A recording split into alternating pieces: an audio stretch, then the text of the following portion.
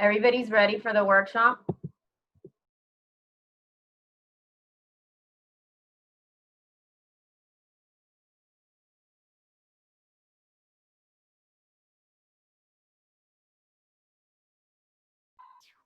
All right, give me a little. My dogs are a little excited. I think my husband just got home, so you might be hearing them bark a lot right now. All righty, so we've gone through call to order, moment of silent meditation. Madam Clerk, can I have roll call, please? Roll call. Mayor Cubillos. Here. Vice Mayor Nickerson. Here. Councilperson Roman. Here. Councilperson Urban. Here. Councilperson Perella. Here. Present for the record, Janice Jacoby, Village Clerk, also Cristia Lu, Village Manager, Chief Magnuson, and interim Village Attorney Powell, and Christopher Wallace, CFO. You have a quorum. All right, great, thank you.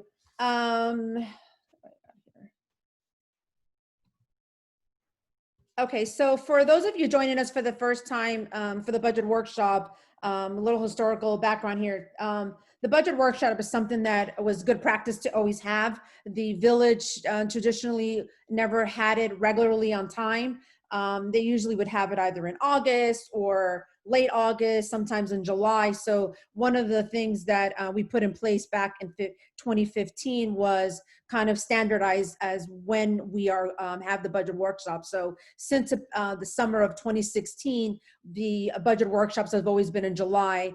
Made most sense, as the trim notice must go out by the end of July. The assessed ad valorem must be done, waste must be done, and as you all just discussed in the meeting before, the budget hearings happen in September. So having our budget workshop, and when we used to workshop this in late August, you know, as a council person, I would get a little frustrated because it was like after all the work was done and there was really never, you know, great input in from the members of the council as we dictate and move forward with the budget. And the other reason why July made most sense was because legislative session is generally over in June, and we know whether or not monies was going to be received, money was not going to be received. So July was a good time to say, hey, this is where we're at. This is what we're potentially getting from the legislative session if we were successful. And these are some of the priorities and values and needs that our city and our village has. And then we'd come together in July with ample time without having to scramble and have a budget workshop after we would pass the ad valorem. Never really made sense to me. So now we're here, and now we have it generally on Tuesday. I always suggested to do it Tuesday, since historically in this village, our council meetings and committee meetings are always on Tuesday. So in an effort to help the residents out and know that Tuesday would be government night, we have our budget workshop, State of the Village. I try to promote to do everything on Tuesday, so that as busy we all are with children and families and jobs, that at least they know Tuesday there's something going on in the village. So I'm glad that you all were able to figure out on a Tuesday, and we are here to do the budget workshop. So this is the time. It may take a little long, but this is the place. This is the time where we got to ask all the questions, make all the recommendations. I would propose that, you know, Cristia first walk us through it. Wallace give any explanation with regards to where we're at. Then the manager will go with the recommendation, and then we will all go in and opine. We can do it. My recommendation would be do it by department, as we have all received the budget. I guess my first question should be, do we all have the budget in front of us, and did you all receive it? That's the most important thing. Does there not everybody has the budget?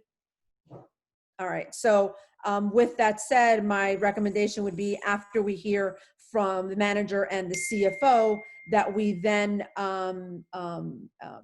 we would go in and ask the questions by department, and whether or not the recommendation from the manager is something that we want to agree on, or we have our own recommendations and questions and all that good stuff. So at this point, I'll ask the manager to prepare us for what we have ahead of us, and then have Mr. Wallace chime in as needed when you need it.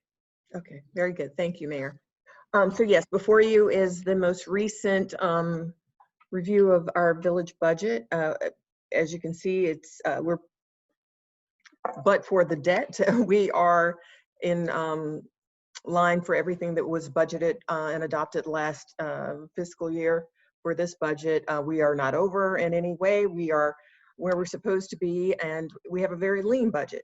I went through with our CFO and also with the vice mayor at one point, and also the mayor at another point with the CFO to go through each line by line to ensure that we have descriptions that can let you know, can give you indicators as to what these items are for, because sadly, we didn't have a lot to go by from in the past and had a misstep last budget cycle with our former CFO team.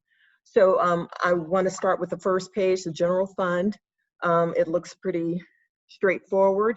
I do want to draw your attention to just some of the fees and the licenses and permits, building fees. Those came from Cristo Rey and the Cavista project.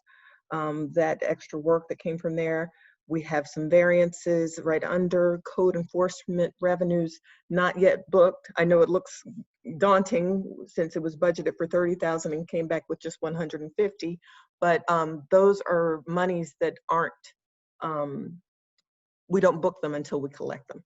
And so we haven't gotten to a place where we're collecting.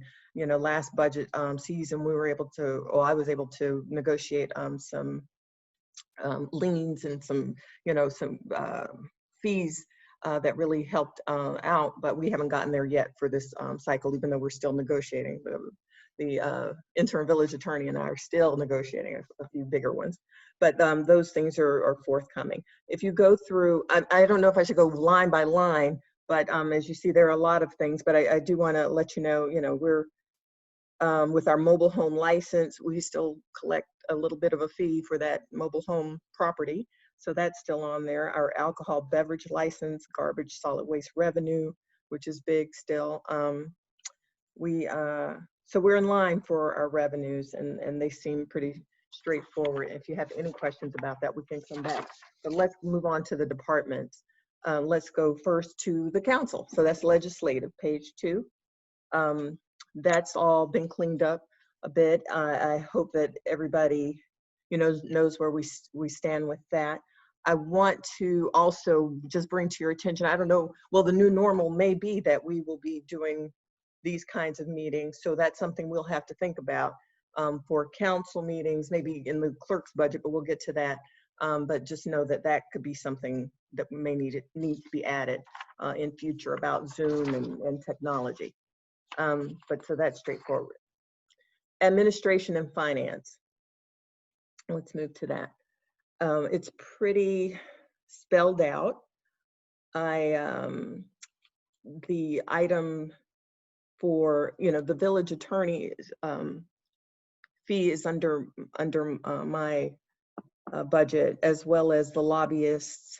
These are professional services. So the lobbyists and IT services, our grants writer, that's Mr. Ruano with EcoStrata. And in past, Robert Ruano worked with us on whatever he found for us, he worked on, and we paid him in that way. He has asked, and I think it's a good idea that we maybe do a formalized contract with him that is flat fee. And that way we can, he can continue to work on the projects he's working on. That's Neat Streets and the tree grants. And he's also doing the CDGB and finding us other monies with the police department and other things. So he did provide a proposal to me in the amount. Now I have 10,000 here, but I just got the proposal today. So it's actually $10,825. And just considering the work he does, I do recommend that we continue to work with him. It is money well spent, and he gets those fees and more, and a lot more in the grants that he's able to secure for us and keeping us on target, and also doing some project consulting and monitoring for us as well. So that would come from that. If we move along a little bit, just notice under village managers travel. I haven't been anywhere, and I don't need to right now, but I just be aware that if that opportunity comes up, and there are hopefully an opportunity for our FEMA reimbursement, I will utilize those funds for that. But until then, I'm not traveling because I think my presence is better utilized here in the village. So, but that will stay there until it's not utilized, or if it needs to be, then I will. And any fees that are not utilized will then be reallocated and we can find where there is lack. Let's move on to, I'm sorry here. Communications, public relations. I mean, you see the leases, the software fees, storage, the miscellaneous office items, miscellaneous staff events, that's promotions, you know, holiday parties, birthday, just staff, you know, events and activities that we do together, which is very nice. And we do that with our police, promotions as well, to have activities for them. Operating supplies, that's our labor posters that are in the kitchen. Also, it's the signage that's prepared for the parking lot, and you know, the various signages that we have throughout the village hall and the parking surrounding it. Machinery and equipment, those are computers and laptops that we need for our work. So that rounds out the admin and finance. Anybody have any questions about anything on there? And I will add, again, I probably will need to budget in some Zoom technology as well, just for the administration, because I've been utilizing Zoom. I mean, today we had an interview just yesterday, actually. A new police officer was interviewed yesterday, and we needed a Zoom account. So I have established that for the administration, but those fees, I think, was about $150. So it's not much, but just bear in mind, those are things that we would need to start budgeting for as well as we move into the new normal. So let's move to planning and zoning. That is pretty straightforward here. Our urban planner remains the same fee. We're the professional fees, developers fees, those are in there. We're also really going after the recovery fees that we haven't done in the past in an appropriate way. We have gotten some recovery fees in the past, but we really need to hone in. And so we've done a mass mailing to recover fees over the last 12 months. And from, I think it was June that we got all of those names and dates and kind of put together a process with, or protocol with Pluserbia. So we will be doing recovery fees from June forward, and we're trying to capture those that we missed over the last 12 months as well. But to date, we weren't able to, we weren't doing that because of some error in just booking that in the BSNA, and also our former CFO wasn't doing it. So we're now doing that, and we'll continue to do that as a way of kind of supplementing and paying for our urban planners extra work. Let's move to village clerk. This is, again, very straightforward. I think we've got the video recordings, transcripts, a little bit higher because of the COVID, pandemic and what we're doing now with full moon. Perhaps we should put the Zoom account in with the clerk's budget. Miscellaneous, those are just uniform, shirts, plaques, awards, those things that we've utilized. I don't know if anyone has any questions there. Okay, we'll move on to public affairs. Now here, we kind of spelled it all out. I do want to make mention, this is something that was directed by Mayor Cabillos, as well as Councilperson Roman did follow up with, just finding out what happens with the donations. There are fees. A lot of residents and sponsors may give fees for or give funds for some of these events. And so we're now set up to make those deposits for donations within the project account. And so each of those numbers next to these events are the project accounts. And then we would, from be able to run the project report to show what was donated and what wasn't. But that hadn't been done in the past. That will be done from this point forward. And though we are looking at different times, and I don't know when we'll come from this pandemic. As you all know, we haven't utilized a lot of these funds because we canceled events due to the pandemic. But this is where we stand. I also want to make mention that we have the newsletter here, and we also have the website. I've been speaking with our web master, Sarah Gerber, and she has provided me a proposal for an upgrade on the website. I mean, it's been overdue, but now that we're really utilizing the website, and our residents are as well, we really need to invest in that. So her proposal was for $4,800. That's a one-time cost.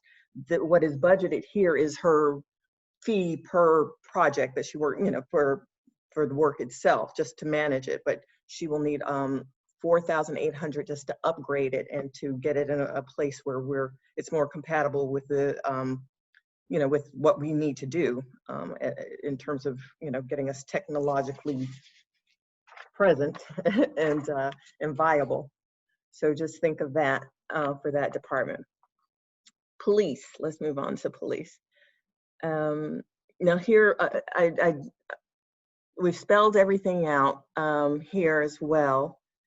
We've made some corrections, and we've put in the line item that's kind of toward the end with no numbers next to it, only because we are working on getting that. But that's our emergency expenses. This is where our Corona COVID-19 expenses will come from.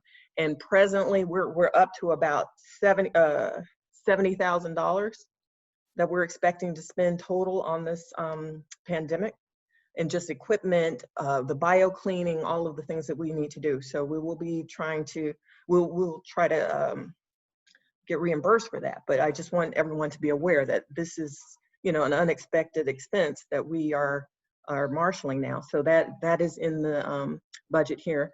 We also have professional fees, legal, other. These are lawsuits, related to labor issues.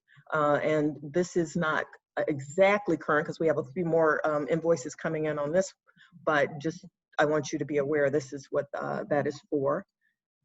Incentive pay, that specialized training for our staff, for the officers, so that they can improve and develop themselves professionally. And Police Chief Magnuson did provide the Public Safety Committee with a memo in June that was about some needs that he has for the department. There are equipment needs that have not been budgeted. As you see, we're pretty tight in that area anyway, but I want you all to be aware of those needs, as well as the vehicles that he needs. I actually provided it to all of you just before tonight's meetings, the email that Chief Magnuson provided about maybe a vehicle or fleet phasing project that would kind of phase in additional vehicles under the lease program that we've been presented with, and also those needs. So if you have any questions, once we go through, you can speak with Chief Magnuson, who's here to discuss it. And unless you all want to stop here and just talk about it, or should we just keep going and then come back with questions? Let's go through the whole thing, and then I'm sure we'll have a lot of questions per department, and then we'll go back to the beginning after we hear and the CFO. Okay, good, because we're almost done, so that's good. All right, so building and code enforcement, again, all very, it's self-explanatory. We moved the fuel costs over here, where we will be moving the fuel costs. Those bills for fuel for the police vehicles, as well as the public works and the code enforcement vehicles, those bills come in very slowly. So we haven't gotten those all in yet, but we'll be just separating that out. Again, we need a vehicle for the code enforcement officer, as well as the public works, which we will get to as well, but I just want you to be mindful of that. And everything pretty self-explanatory here. We're expecting to reinstitute the special magistrate, the special master, process for, fines, and I'm hopeful that that will start up once we get back to whatever the new normal will be. And then the last is operating supplies under that. That's our alarm permit, decals, uniforms, supplies, the carbon things. So that's all the supplies he needs, our code enforcement needs for work, as well as for the building department. As you see, the code enforcement and building department's salaries are there. Yeah. We'll move on to public works. Here we have the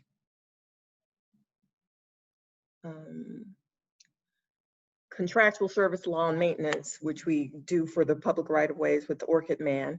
I will let you know that I plan to do an RFP soon to secure us a new lawn maintenance service in arborist.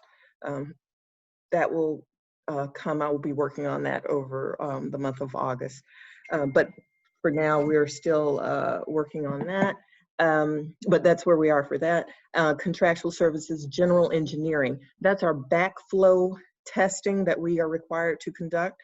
And also for Craig A. Smith, the engineering firm that we utilize that does a lot of our work.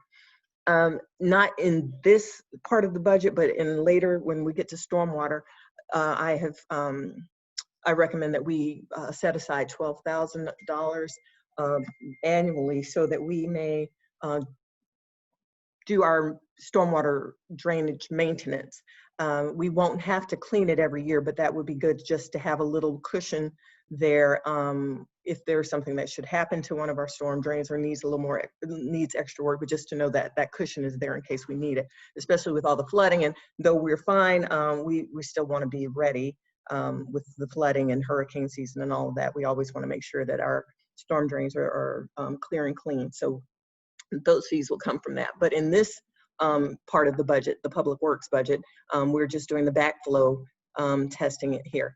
Hurricane expenses, we do have a lot of them because we want to be ready.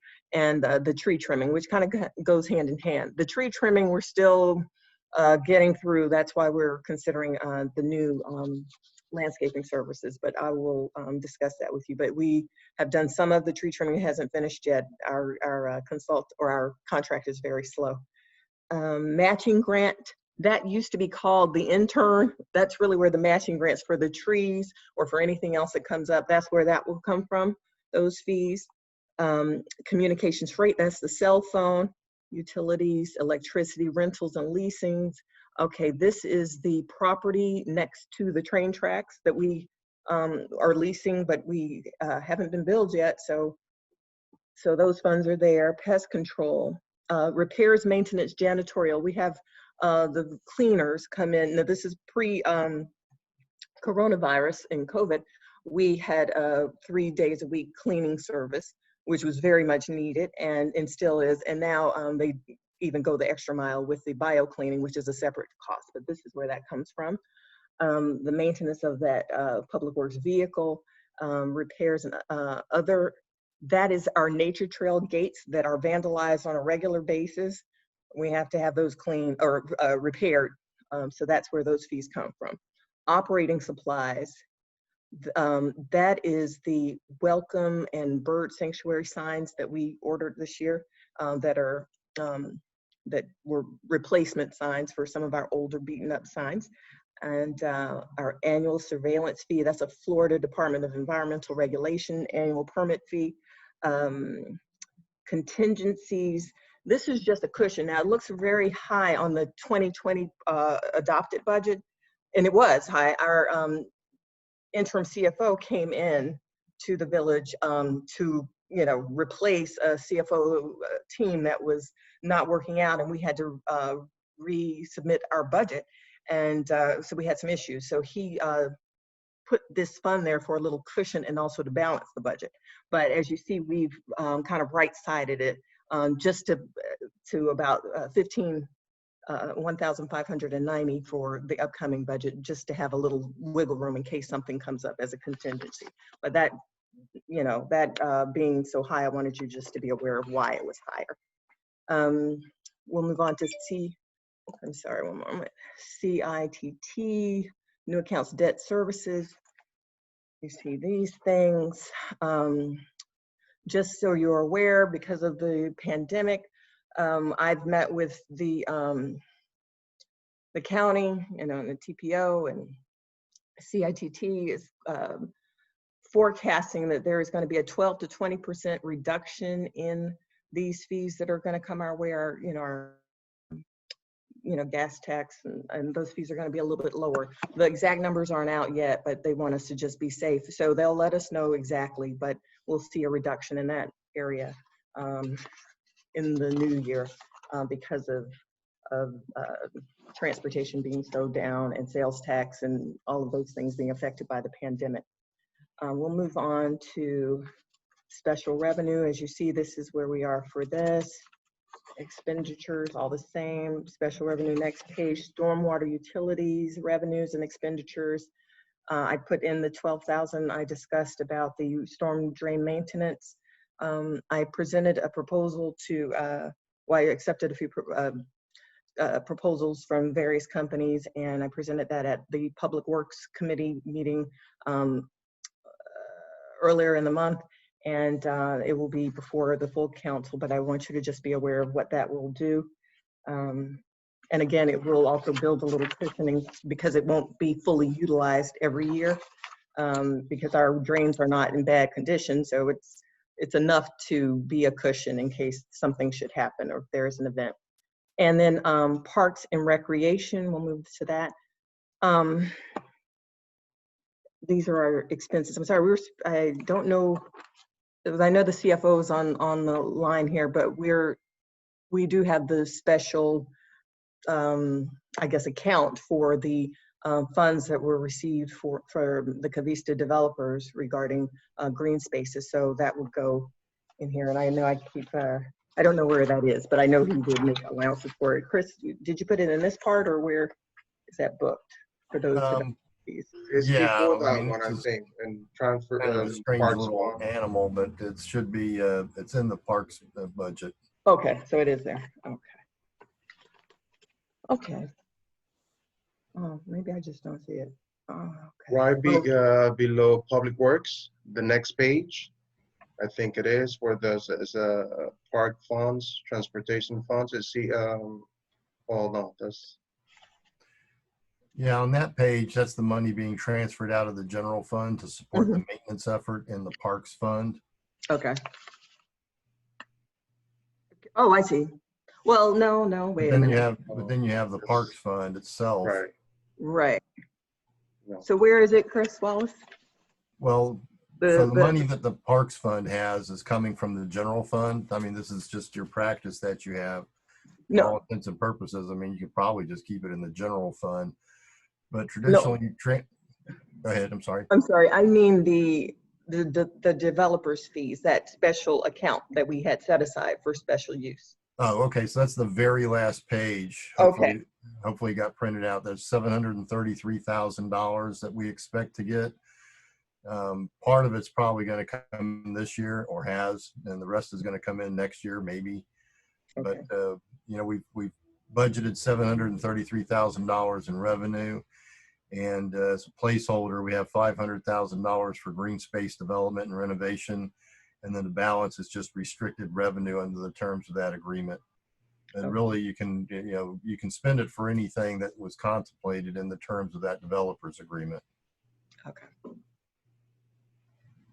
I don't have that page. That's something new for this. I don't have that page either. CFO. Well, okay. And you know what? Because we added it, and it may not have been on a print page, but it's basically you've got $733,000. And I don't know, I guess maybe because we added that and it wasn't part of the print definition, it didn't get printed out as the PDF. So we can correct that, but it's really basically $733,000 broken down into $500,000 for green space development and renovation and $233,000 basically not really spent, just reserved. But you have, long and short of it, that's $733,000 that we expect to have. You can spend for the purposes that are enumerated in the developer's agreement. And but so it's done that. I'm sorry. It's done that way because we expect to get that during that fiscal or the upcoming fiscal year. But I know there's phases that we were to. Right. It's going to be hard to say when it comes in, and when it does, I mean, we're going to put it in this fund because it can only be spent for the purposes that are enumerated in the agreement and the ordinance. Okay, well, we need to get that page. I'll distribute that page to everyone as soon as you send it to me, CFO. Yeah, Okay. and I need to add something. So I also do not have the page. Now, there's 3 payments, of which one was already made. You are aware of that. So that needs to be reflected in this budget year. It will be. And then the other one, there may be one more for the incoming year, but I don't think the 3rd payment probably will make it for the next fiscal year based on how it's staged and phases of development and payment. But I think that we need to have it as part of this entire packet as a reflection. Well, yeah, well, however you guys want to divide it up, the cash flow, when you get it is when you can spend it. So I think you're right. Part of it we've gotten, part of it we may get, and the third part, who knows? But yeah, I think you just have to develop the plan on how you want to spend it and when you want to spend it if you're not certain when you're going to get that last payment. Yeah, but I agree with all that, but it's important to have it in front of us and to have actuals. If we're discussing actual expenses, actual revenues is also necessary, and the money was received on May. So that's an actual for this year that I would like to see the next time that we are going over the budget. It needs to be as an actual in the park budget, and how the administration and the committee and the council decide to move forward the money. That's discussions that'll happen at meetings, but actuals need to appear in the budget that we'll all be looking at. No, Not that'll that- be in the now- next now version. I let's be think this is clear. just Now, let's be clear. When I say that it needs to be in the budget, I'm not saying that it should be in the general fund. We've all voted and we've all signed, and it's in a special reserve account, but we have like 3 or 4 pages in the end of special accounts, park funds and all that. It should be the same thing. It's like you have here where it says park fund. You should have the trust fund and have it appropriately titled, and then that money in there. I'm not saying that it's part of our budget, but it is part of revenue and assets that the village has as a whole for this year. That's what I'm saying. yes, that's how it is actually. Just didn't print out because I think we added it and didn't change the print definition. But I know, but we can Yeah. only go based on what we actually see. What you see, and what we've seen should be the same thing, but we're not seeing that because we don't have that. So Right. if the council can please get it the next time that we, so we know. So, all we have is that you all are telling us that it's in the bank. We want to make sure it's in the bank. And the way we can do it is if we're going to see it in writing. I'll get that to you as soon as we get it, and then we can post it as well. 'Cause I Can't think that it's just be emailed now? Yeah, could you email it to us? Sure. now? You Okay. just want me to Thank do you. that one page or the whole budget again? No, just that page I think would be enough, Chris. Who do you want me to email it to? Mail it to the entire council, That is fine. and you CC the manager, the attorney, and the clerk. I think the council knows by now not to reply to all. Yeah, I don't think I have all y'all's email addresses though. If So, you send it to me, I'll send it, I'll forward to okay, everybody. that's probably a good idea. So as we await that, I can field any questions or any, thoughts on any of the items we've discussed. It's, this is our workshop.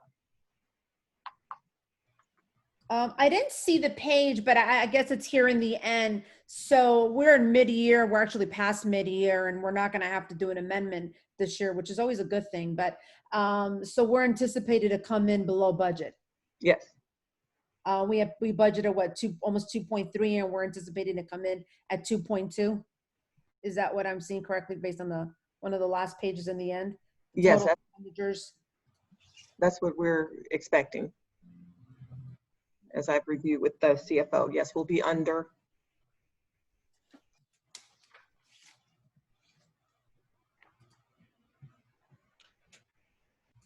I'm sorry, I heard my name, but I was sending that email out.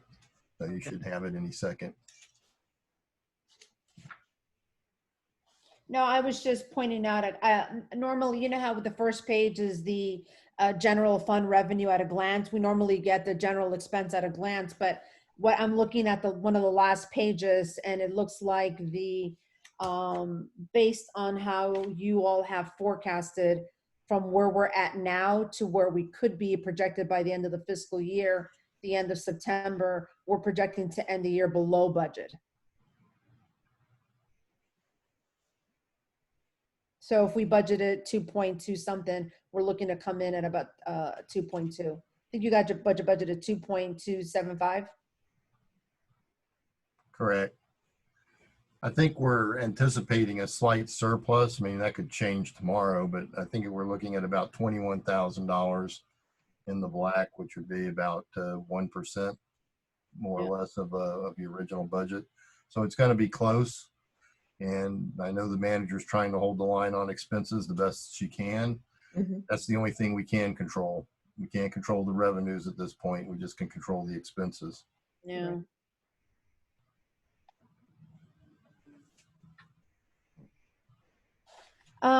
So yes, so if my recommendation, if the manager, that concludes your report. I don't know if you wanted the CFO to add anything.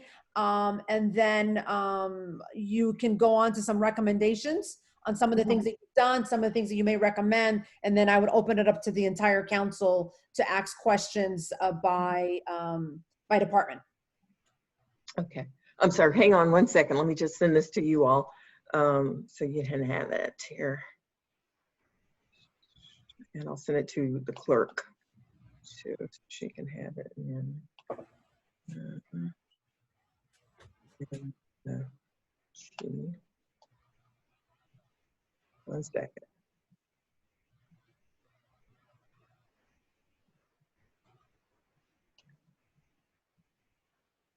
Okay. All right. Hopefully I'll get to you all. Okay. So my recommendation is that we just stay very conservative. And continue to stay conservative. I watch the spending outside of the debt portion of what we have with the Hurricane Irma line of credit, and our reserve funds being depleted. We're on par. We're staying very conservative with our spending, with everything, and I really do weigh and take this very seriously about how we do things. I know the chief is a little frustrated with me at times because I'm always saying, hey, we can't afford X, Y, and Z, but we do have some needs, and he does too. And the memo that I forwarded to you from Chief Magnuson, I mean, I just really do want everyone to take a look at some of those things. I understand that, like the civil unrest that came about due to the unfortunate murder of Mr. Floyd was, I mean, these things happen, but our staff is not prepared in case of, riot or civil unrest. So those are the things he is the police chief is really looking at and trying to provide and assess. But me as the village administrator, we have to be conservative, especially at this time. So we continue to pursue those funds from FEMA. I don't know what we're going to get, if we're going to get it, when we're going to get it, but we continue. We are renewing the line of credit or modifying that loan, and that's on the agenda for next week, and we'll be in good stead for a bit more time until that matures and becomes a loan. But for now, we continue to try to get that funding, because if it wasn't for that loan, we'd be in fantastic shape.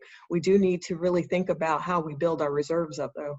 In the event of a hurricane, we do have the statewide mutual aid agreement with the state and the county, but we still have to pay for any debris removal, any anything that happens to the village, and we don't have reserves. So we really need to think about how we do that, maybe considering, raising the millage, or just some thoughts. I mean, at this juncture, we are, I know no one wants to raise taxes. Believe me, I don't like paying more either, but it's just something to think about. I want us all to be on the same page and just understanding that, because, we can set it up for that, but we won't be able to do it later. We would have to, we can always lower it, but we can never raise it once we get past this part of budgeting. So, we've talked about, in other committees, we talked about COLA increases to all staff across the board. I've provided some numbers for that in committee. I will review that again. just because I want everyone to have a very clear understanding of what that costs, you know, and where it comes from. We have such a tiny pot to pull from, so you really, you know, we have to think about the priorities. Also, our police staff, you know, we're going into another collective bargaining agreement soon. This one provided for raises. In fact, they're the only staff that did receive salary increases because of the collective bargaining agreement. So they have, and I'll be reviewing that again as we start negotiating that. But for now, I mean, this is what we have.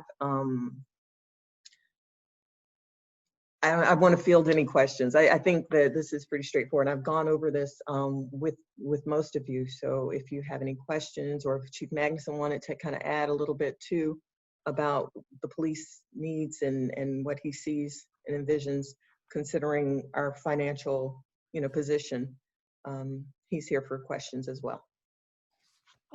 Before I open it up, I have a quick question. The printout that I have that was dropped off to me, over at admin and finance for the tentative proposed next fiscal year, what is that total dollar amount? Because I didn't get it. It just came cut out. off? Yeah.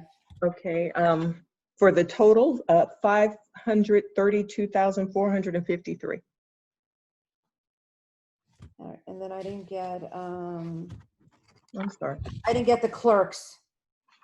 Oh, her page wasn't there, or the total? No, the way it got printed out, I guess by the way it was coded. So the total amount says hashtag REF exclamation point. So what's the total dollar there?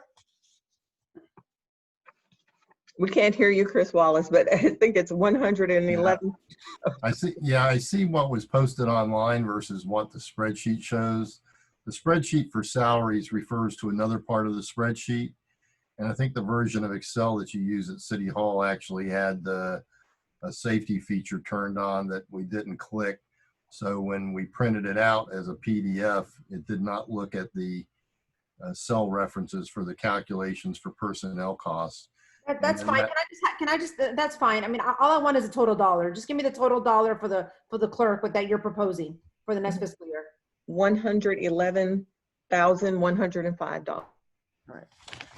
And then I want to move quickly. And then police, what do we have what are you proposing for the next fiscal year? The total budget? $954,000.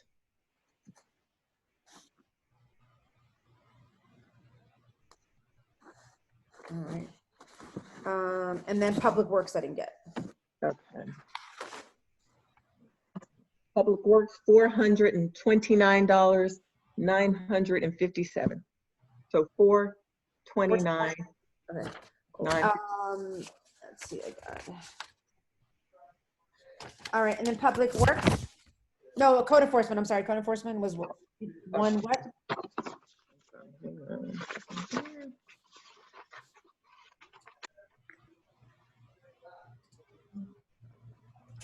Okay, building and code enforcement, 183,524. I mean, it's $534. Okay, great. Okay. Alrighty. So yeah, I have a lot of questions, but I'll open it up to the council first. Some of the our new ones here. Councilperson Urban has the first one with his hand up. So let's start with Councilperson Urban, and when he's done, I'll go in the order of the hand that I see raised. I really just wanted to make a comment, I guess, in the form of a question. If we do have people watching on Facebook, and I know there's a couple, should someone be sharing a screen so that if someone does watch the video after this, or the budget? Yes. Yeah, it's a good idea. I was gonna make, I would, if we can, let's share the budget up. Fine. Okay, and then I am ready with questions, but I'm happy to wait for other people to go first as well. It's your call.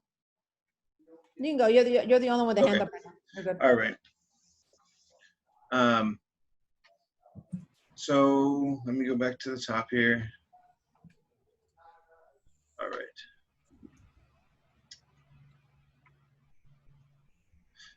Just in the first page with the general fund revenues, the very last item, interest earnings at 12,000.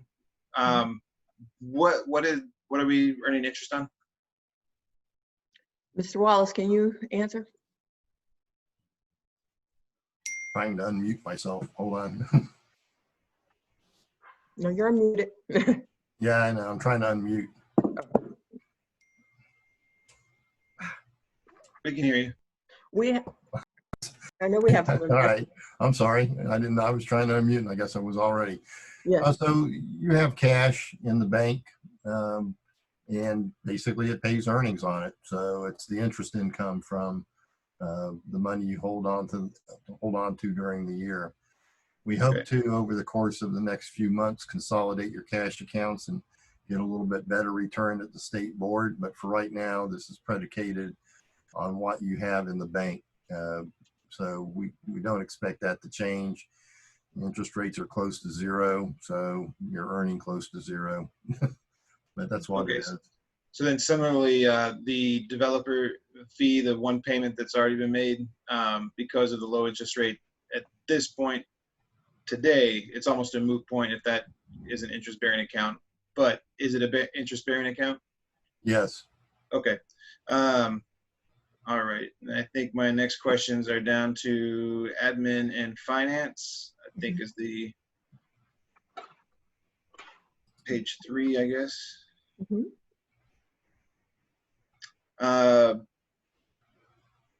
So in terms of there's one item, let's see. Repairs and maintenance. This is the $30,000 budgeted for this present year. Yes. And the $30,000 budgeted for the next year. Is that structural go ahead, sir. Well, I can say yes. That was, we needed those funds to fix some things around the village hall last year. We need them this year as well. We need to replace the floor. But I haven't done anything with it, but it was budgeted, at the beginning of the year to kind of take care of this. But this line item technically does not have anything to do with vehicle repair. Is that correct? Oh, no, not at all. That hall, the building. All right. There was, let's see. Hey, maybe a good idea to put maybe building maintenance instead of repairs and maintenance for that line, repairs and maintenance, especially because you could be taking looking for cars. I mean, this is under admin and finance, maybe building maintenance. Okay. We can do that. Find a pen. Okay.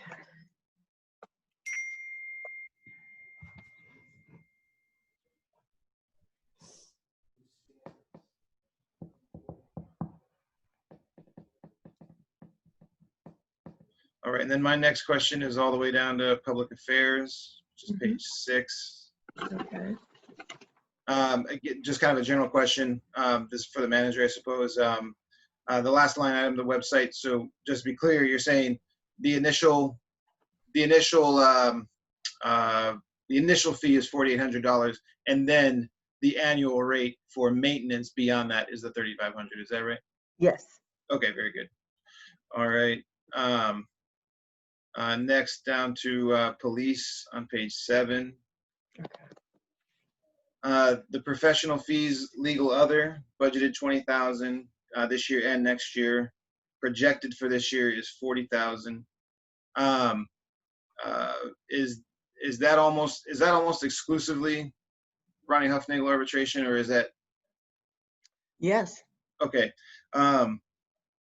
So do we have a closer ballpark to where that is in reality right now? Because, go ahead. Yep. Not really. We haven't gotten all our final numbers in yet. So I don't know yet. We're working them out still, and we did get our response, but we haven't gotten final bills for some things. Right. So when I spoke with you in your office a few months ago, where you had let me know we were at was already above what the projected for the end of this year is. Now, back when you and I met, I think we were about 35,000 then. So, but we're over that. You had told me 51. Well, I was guessing, but that's the invoices I had at that point. I'm sure we'll be I don't know what it's going to be now, but at that point, that's the invoices I had in at the time. I was just guessing what was coming. How are those bills coming? Just monthly?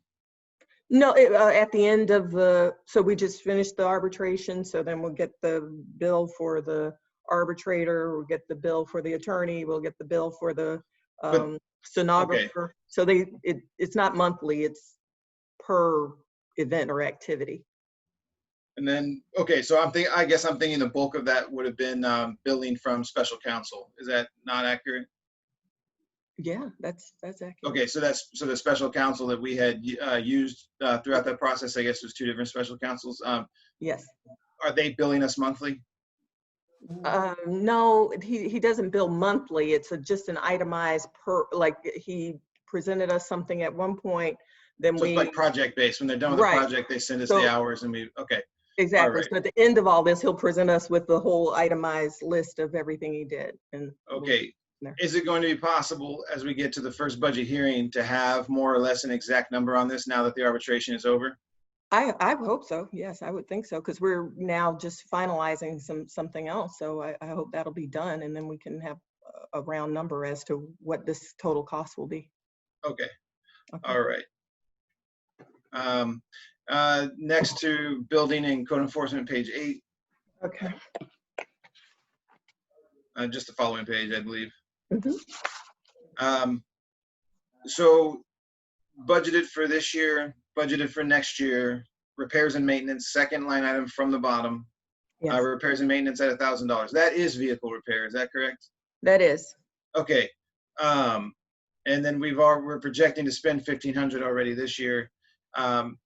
Assuming that we would find an avenue towards getting a better vehicle for code enforcement, is $1,000 as a repair and maintenance going to be able to, it's going to cost us more to not maintain that vehicle because we'll end up having to replace it sooner.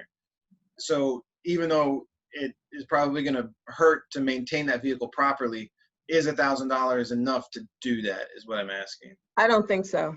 No, Right, not the one we presently have. Okay, so then I'll probably get in contact with you for some proposals regarding that then. Okay. Okay.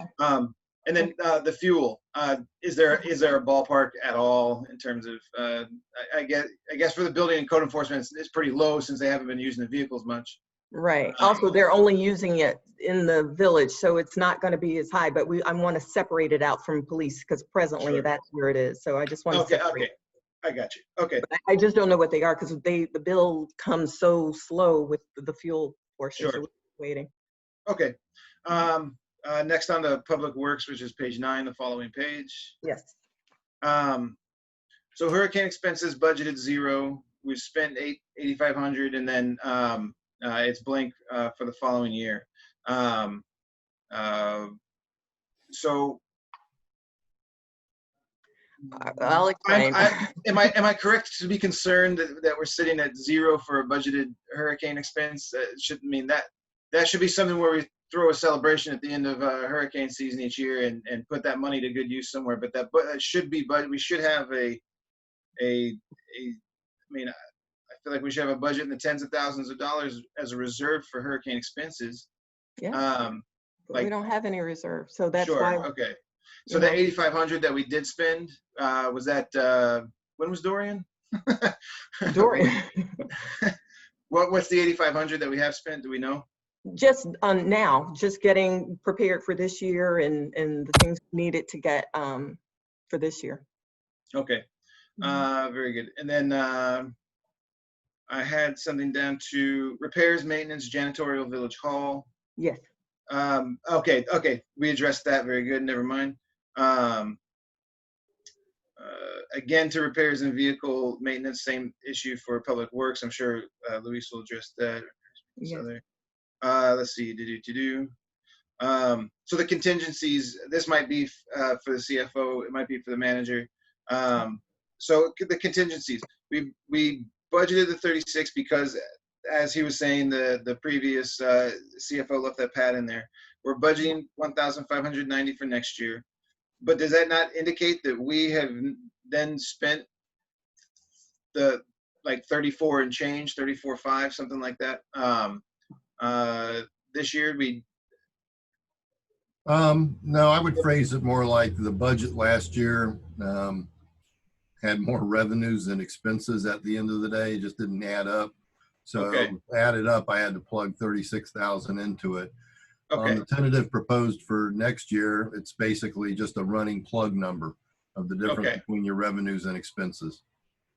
all I right. mean, I would like to see a contingency that would be probably in the neighborhood of $50,000, but you're kind of challenged on the revenue side for next year. So And then contingency would be separate from something like emergency preparedness, like hurricane preparedness. Is that right?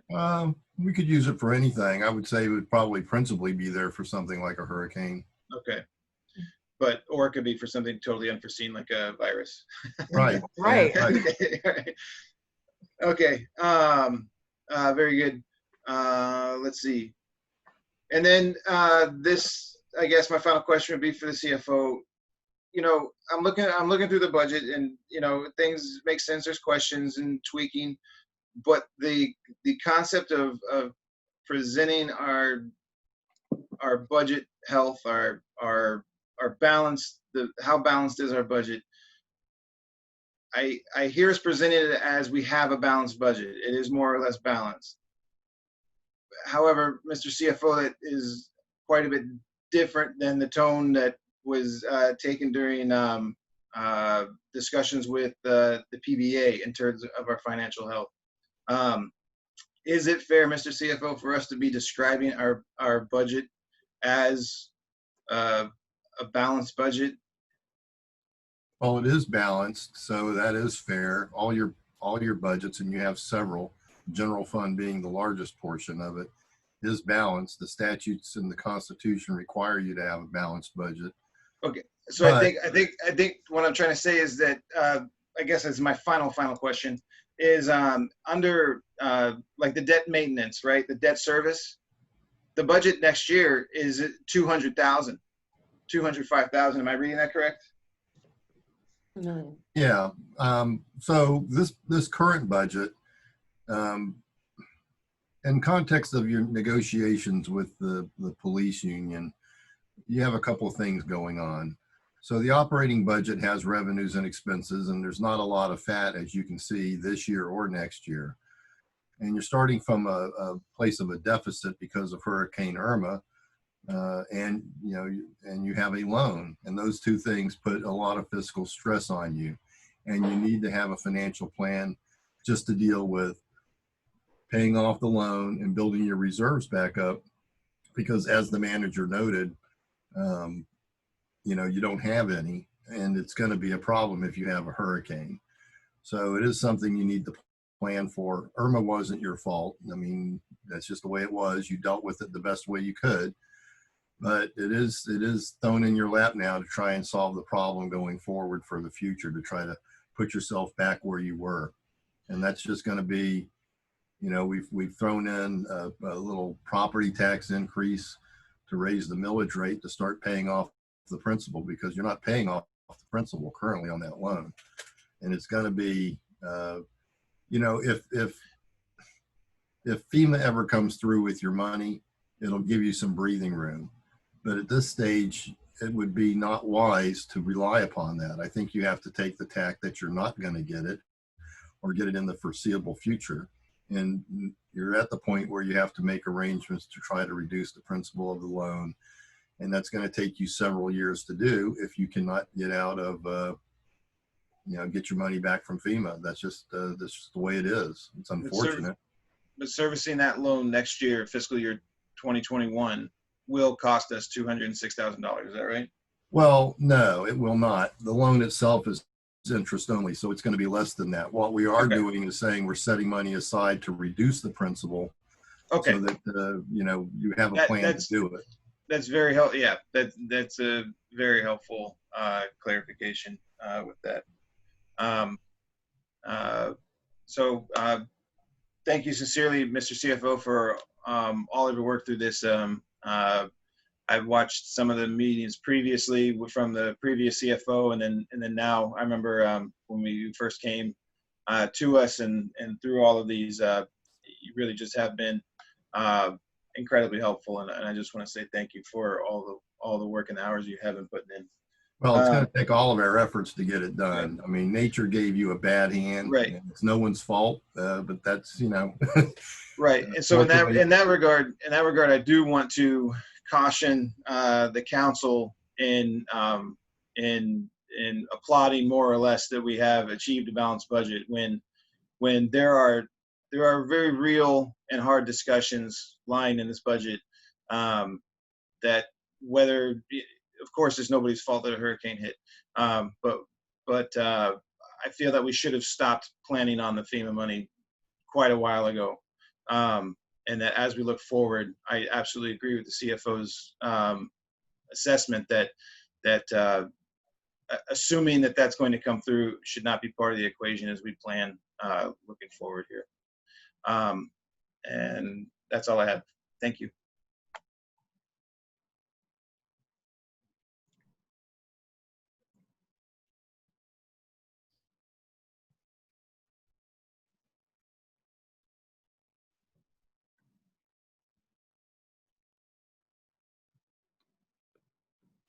Oh, sorry.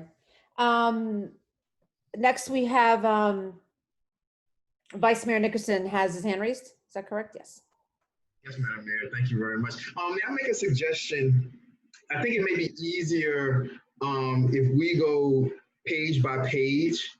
I mean, you guys can do, you know, Madam Mayor, it's your decision, but I think if we go page by page, it'll do two things. I think, first of all, we can get all the questions from that page. And then second of all, if we go page by page, I think it might be easier for those watching to have more time to see that page. Because if I ask a question from one page and then, change to another page, the individual sharing the screen, they have to continue to change back and forth. I think if we stick on one page, it'll give time for the people in the audience to see that page, and then we can ask everybody those questions from that one page, and then be done with that page, go to the next page. I think that might be better for everybody. But Madam Mayor, the decision is yours. I have no hands raised except you, so I don't know if Councilperson Perrella, Councilperson Roma are going to have any questions. It's fine. I know that I had the manager do it page by page, and then the CFO, and then now it goes to the members of the council. I think also what happens is that as we all go through it, something may come up, and then we're going to have to go back to it anyway. I have a lot after some of the things that I heard. I want to go back and ask a few more questions, but I'm going to go ahead and let everybody speak. So I think either way will work fine, but I think we're going to have to go back and forth anyway, because I think that, when we're all done, Councilperson Urban, I'm like, oh, wait, I have another question, because things just come up as we're hearing other people speak. So that's fine, and we can start that, but it's at home, because if I ask a question real quick on one page and then we flip to another page, they might be looking at the whole page. They might be to the 5th item, and then we're flipping the page, and then like by the time they come back, they might not remember where they were at at first. But it's either way, it's fine.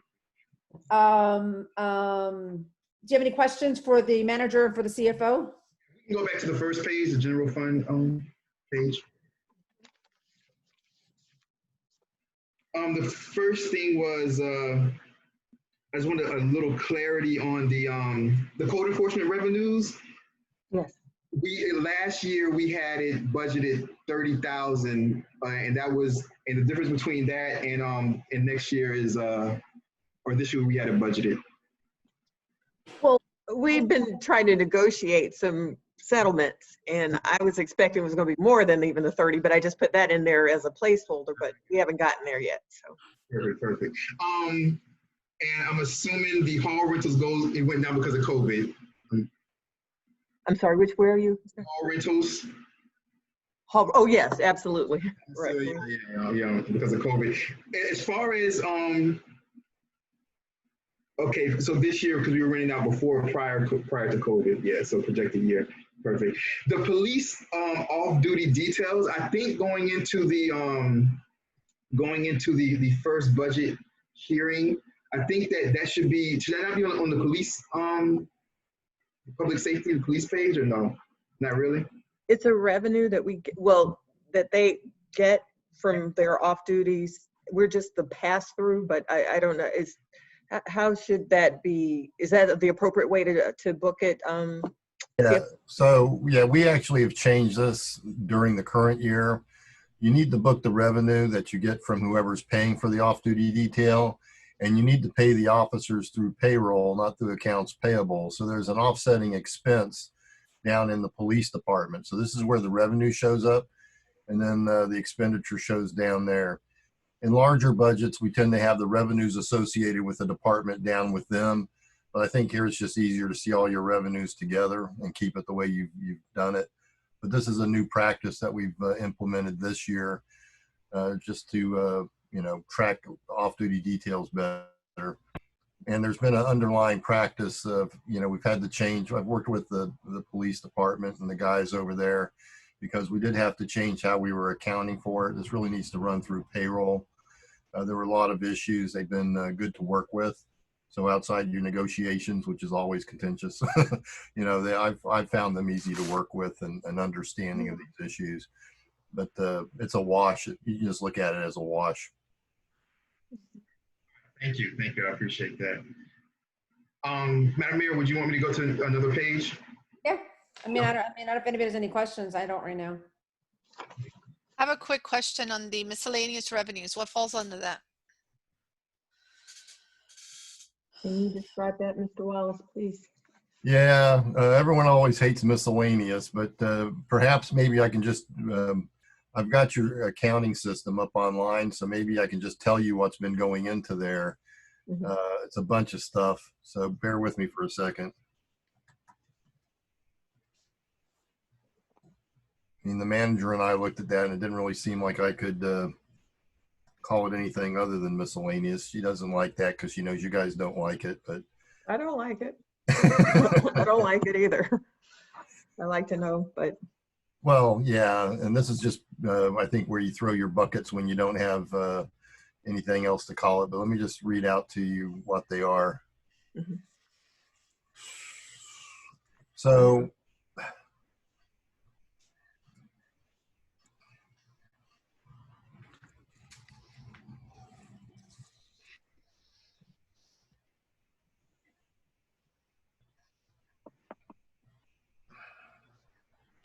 some of this is the extra fees you charge for people who use credit cards. That's part of it.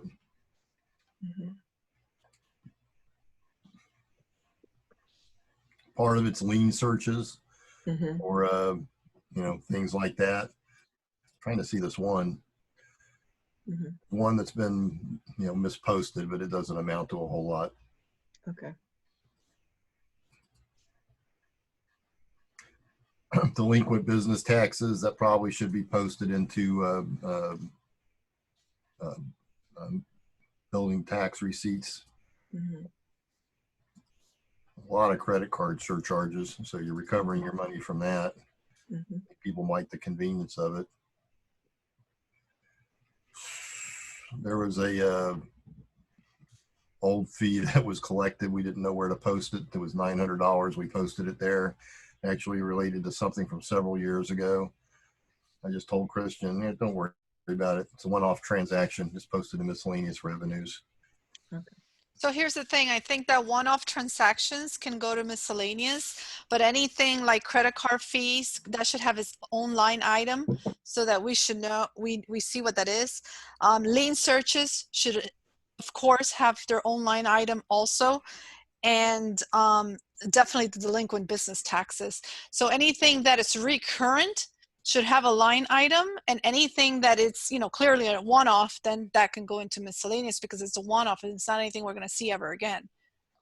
We'll try and break it out to some more detail. I think probably if I had to guess with most of these credit card fees, once you implemented credit card fees, they didn't set up a separate account and they just started posting it there.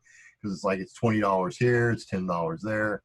But after a while, it started adding up to real money. So we'll break it out. In the next version you get, we'll separate those out. Absolutely. Yeah, because there's a line for lien searches right over there. Yeah, It says well, 41. Right. Yeah, some of what's been posted there is that makes 3 transactions that I think they had posted to the wrong account, and of recently posted the wrong accounts. So I'll have them corrected. Yeah, and then we should do a training, with all the new line items so that we don't have incorrect, or we try to prevent incorrect postings. Yeah, this actually goes back to the central cashiering and setting up the codes there. So when they're posted over to the general ledger, I'll work on all the details. It's a little involved, but it's worth the effort if you want to see the detail that way. Yeah, we don't have a lot of revenues, but it's good to see where everything comes from. Yeah, in a lot of ways, these credit card charges are offset by credit card expenses as well. So we can't net the two under accounting rules. We have to show the revenue as a revenue and the expense as an expense. But it would help to see them separately, if for no other reason, to see if we're netting out to zero or close to it. I mean, I don't care that we don't get within a couple $100, but it should be close to zero between those two things. Okay, we'll prepare that for the next version that we issue to everyone. But also know that Mr. Wallace did come in and fix a lot of things that were all over the place. So this is probably one thing that we can that probably didn't get our attention. So we'll work on that and get it to you. The last question that I have on this page is the ad valorem taxes loan. So, yeah, what this is our attempt to, it was addressing, excuse me, a previous comment about, does this address our, financial well-being? The current loan is pretty much interest only, and we need to find a mechanism, and this is recommending raising the millage rate by 1 full mil to amortize this loan out over an 8 to 12-year period. And that's about what you'd have to pay every year to reduce that loan. We're not making any real progress on reducing the principal, and you can't go interest only forever. People are going to want to term this thing out at some point if you don't get paid back by FEMA. Also, as noted earlier, you're all running a fund deficit that you have to, in addition to the loan. So it might be advantageous to think of the budget as a short-term implementation of a long-term plan. And this is a dealing with that millage rate that we're proposing, and that amount that results from it, we would use to shore up your finances and make arrangements to pay off the loan. Now, if FEMA comes through, it still is going to shore up your finances and hopefully eliminate that deficit that you have. But that's what that is. But we separated that so it would be a discussion item.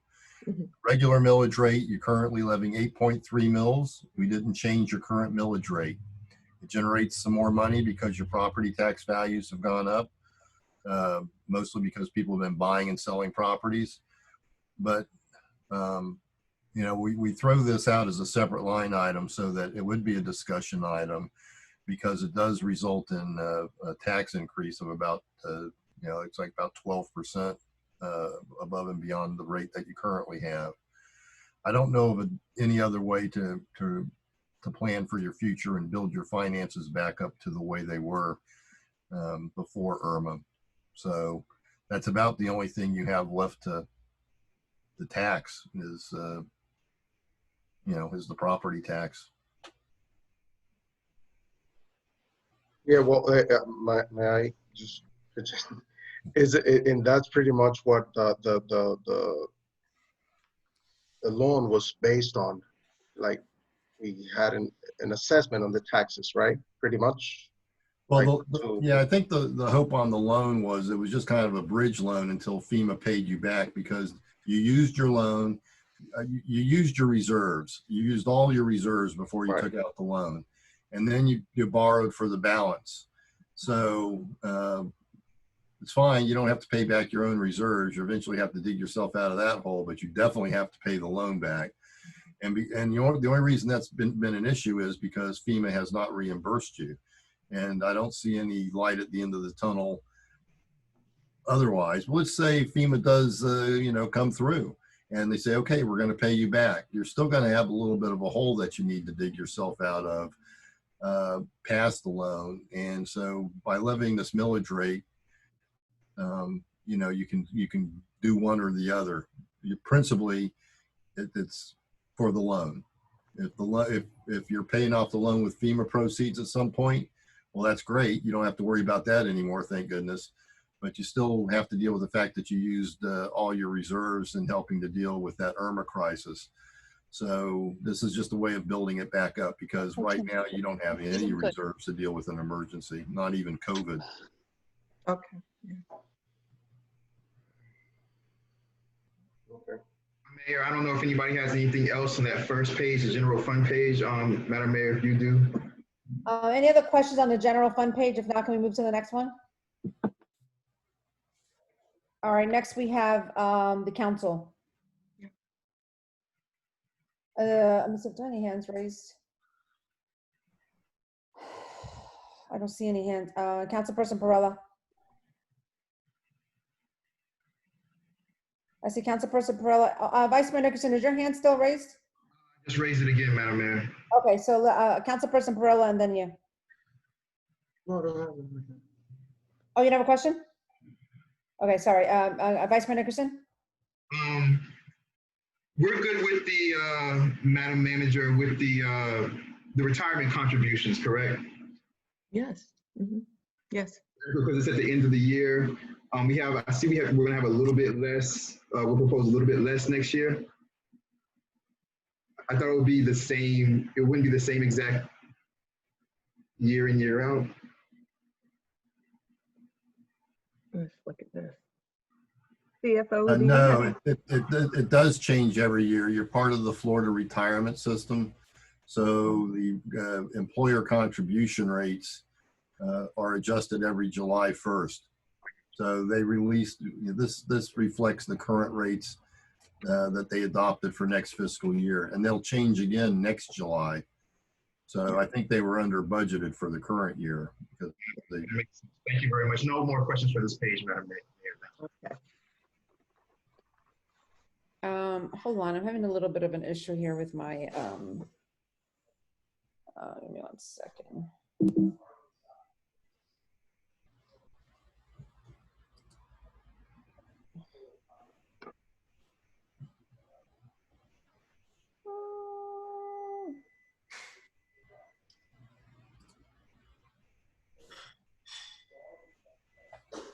All right, sorry, I'm having a little bit of an issue here. Okay,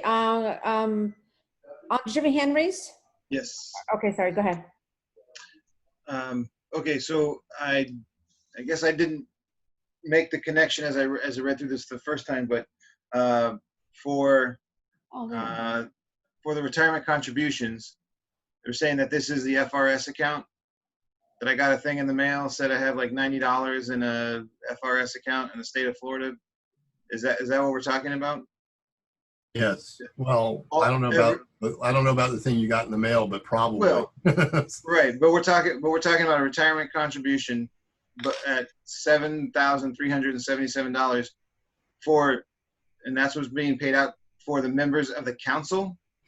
Yes, so you also have to contribute. This is the employer contribution. Okay, so this is what Dr. Ward had warned us about as far as the foolish ridiculousness that going down that path that now we're talking about a $7,000 line item for retirement contributions for council members.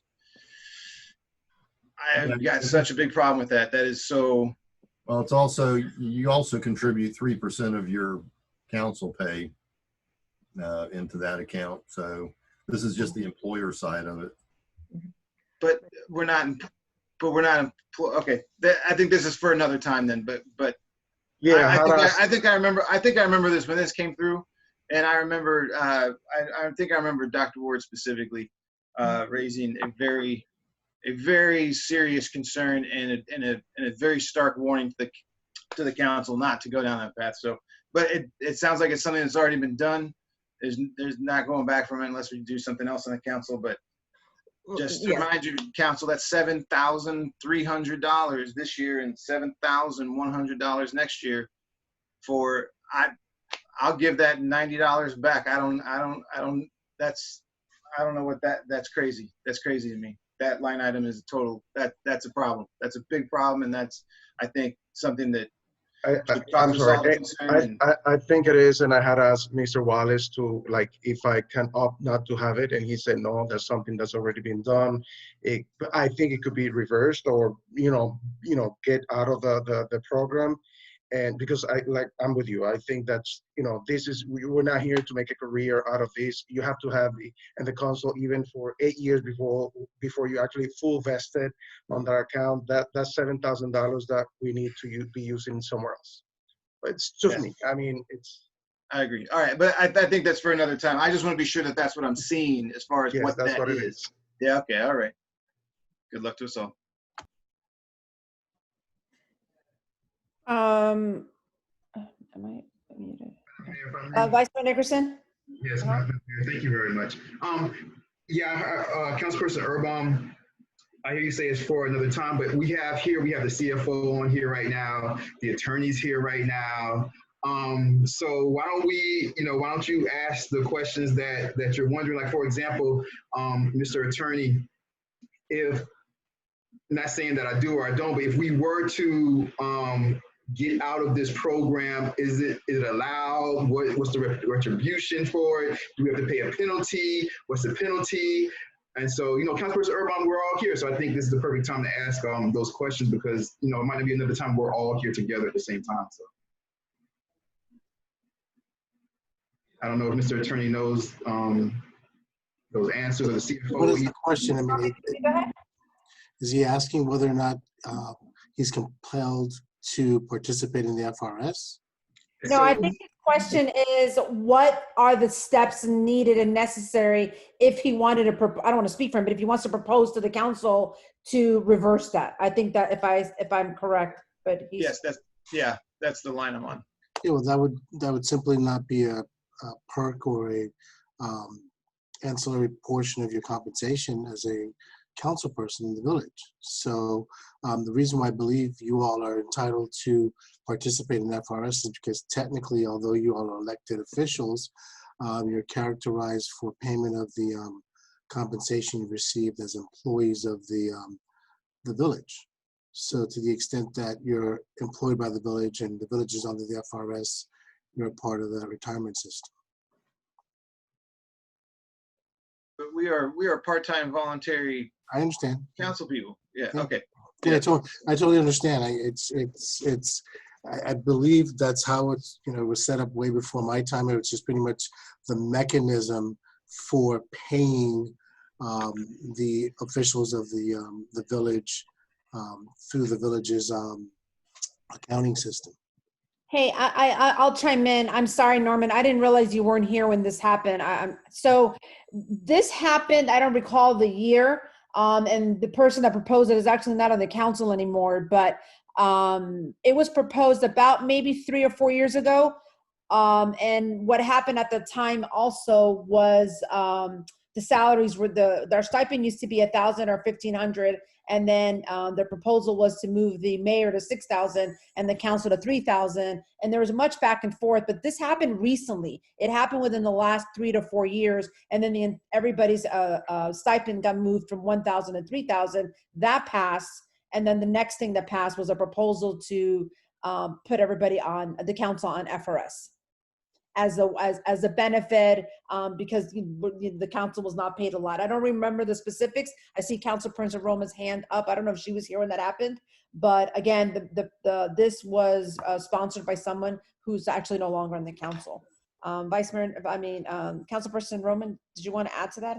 Yeah, if I may, I asked our previous CFO that same question. Can we get rid of that? And he made it seem like it was going to be very complicated to get out of that. So, I agree. I think I was on the council when this passed. It's not something that I've ever been really for or understood.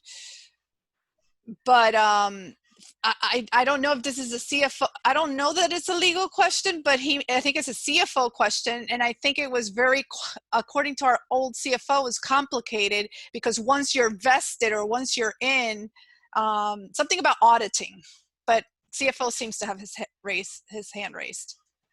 So if you want us to explore looking into, can you guys hear me? Yes.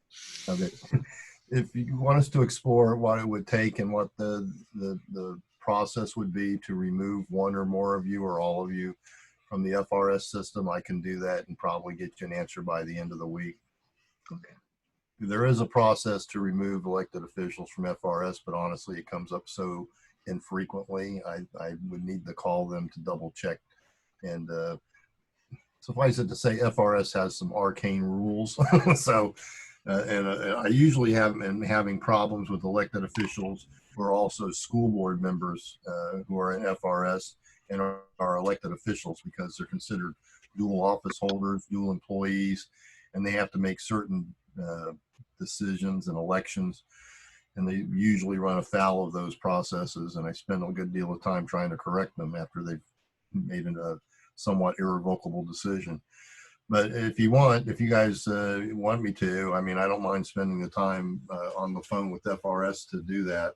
The last time I called them actually with regard to off-duty detail and whether it's compensable for FRS. I won't go into the result of that very lengthy No, you don't. phone conversation, but I'll get you an answer, and we'll distribute it by memo, and then you guys can tell me what you want to do. If memory serves, and please don't hold me to this, I think it can be an individual election, but like I said, We'll get the answer and work on it and get it back to you all. Okay. Anybody else? Thank you, Kristen and Christia. Anybody, anything else from the council's page? All right, hearing none.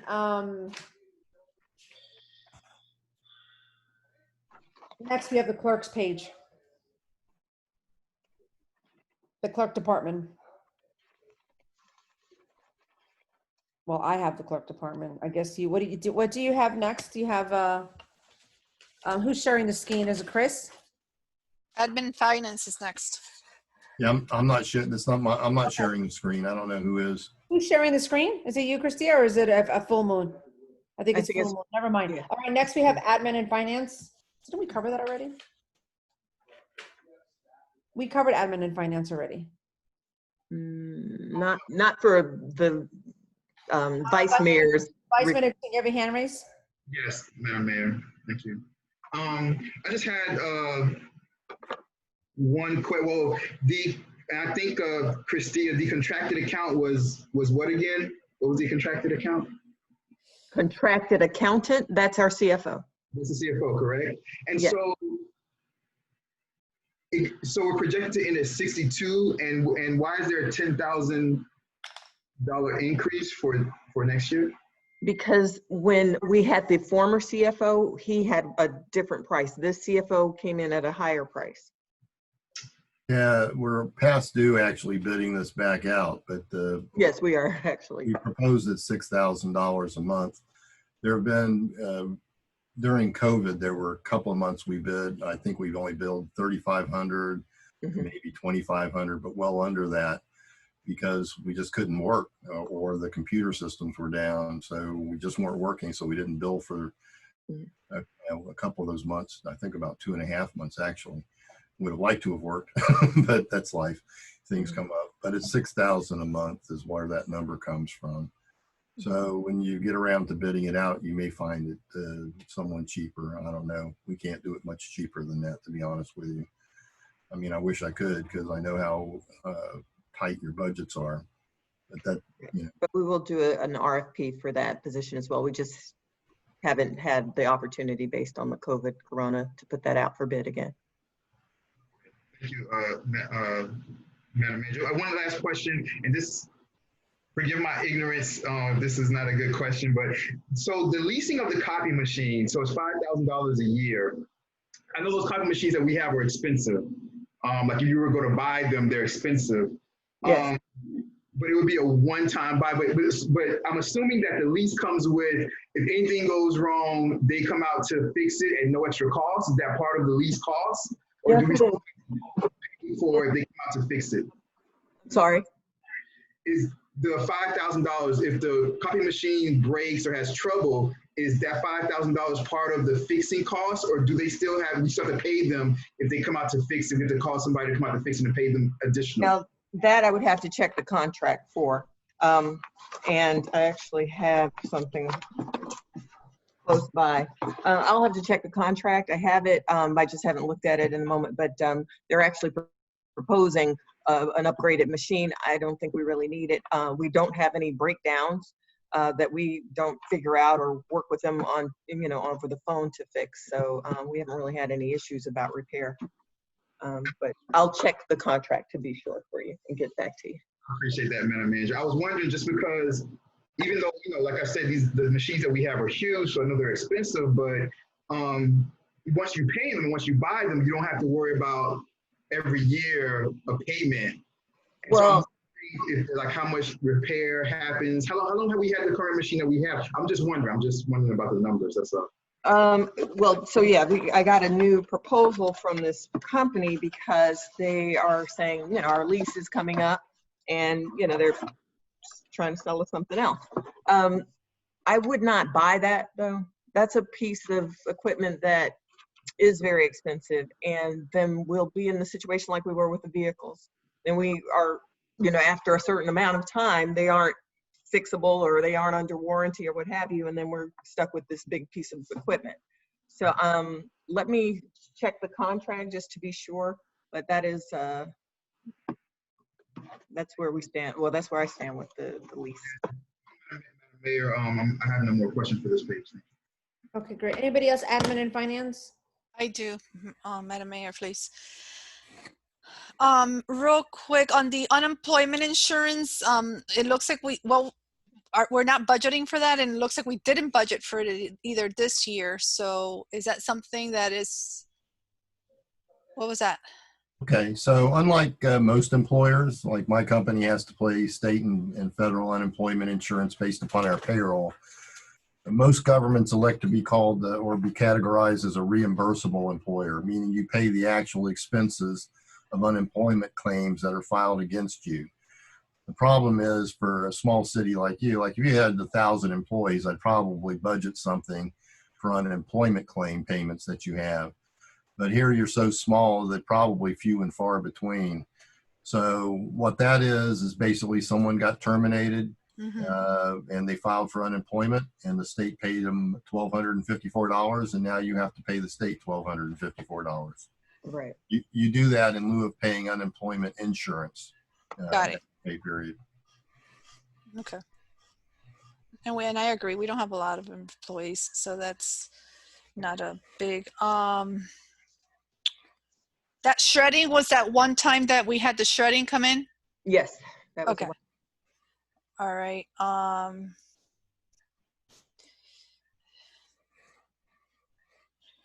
So underneath IT contractual services, what's covered under that? I'm sorry, I don't have the contract with me. It's in my office. I'm just wondering, because I do have a concern with how often, and I don't know if that has anything to do with it, but how often our internet service is down, or how often the clerk's computer is not working, or, so I'm just wondering if we have the best IT possible. Mm-hmm. Well, about the internet being down, that's Comcast. Okay, so that's Comcast. Yeah, but the other stuff, that's all IT, like you said. So. Okay, and then is security. It's security covered under this for our so what do you call it for your computers? Yeah. Yeah. That's covered under that? It is. It is under our IT contract with Complete Care. We have all of the securities and firewalls and what have you for that. And also troubleshooting, when we have something strange come in, they handle it quickly. Okay. So I'm wondering, because I know my computer doesn't have security. And I remember I asked when I first got it if that was necessary, and I was told it wasn't. And I really didn't think about it. But as I've thought about it, it's a government issued computer which should have security. So I am guessing that none of our laptops have security, but I'm not sure. I'm assuming if mine doesn't have it, others don't. Yours, I don't know when you got your laptop. I know that once we got those security measures in place from our IT, that point on, every computer got encrypted and all those things. So mine did. So perhaps we just need to go back and get the ones that were distributed before that. So that would be yours and whomever else didn't have those, items put in. So let's take a look, if you could get your computer to us and we can at least get it to Complete Care and get them to do any, to put anything on there if it's not there.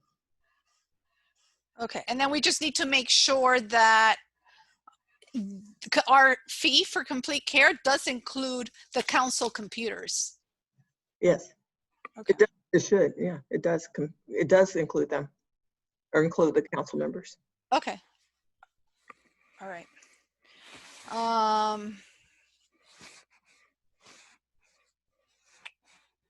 We covered that. So I'm wondering why office supplies is, it was budgeted at 8,000, but we're estimating it's going to be at 2,000, and then we're budgeting again 8,000. Now, excuse me. Now that is just all of the paper, all of those things. I don't know that this is an accurate, when it says 309, wait, I'm sorry, I'm looking at the wrong thing. Oh no, I am, 309. Also know that office supplies means the chairs, those things that we replace often too. So it's not just the paper and the paper clips.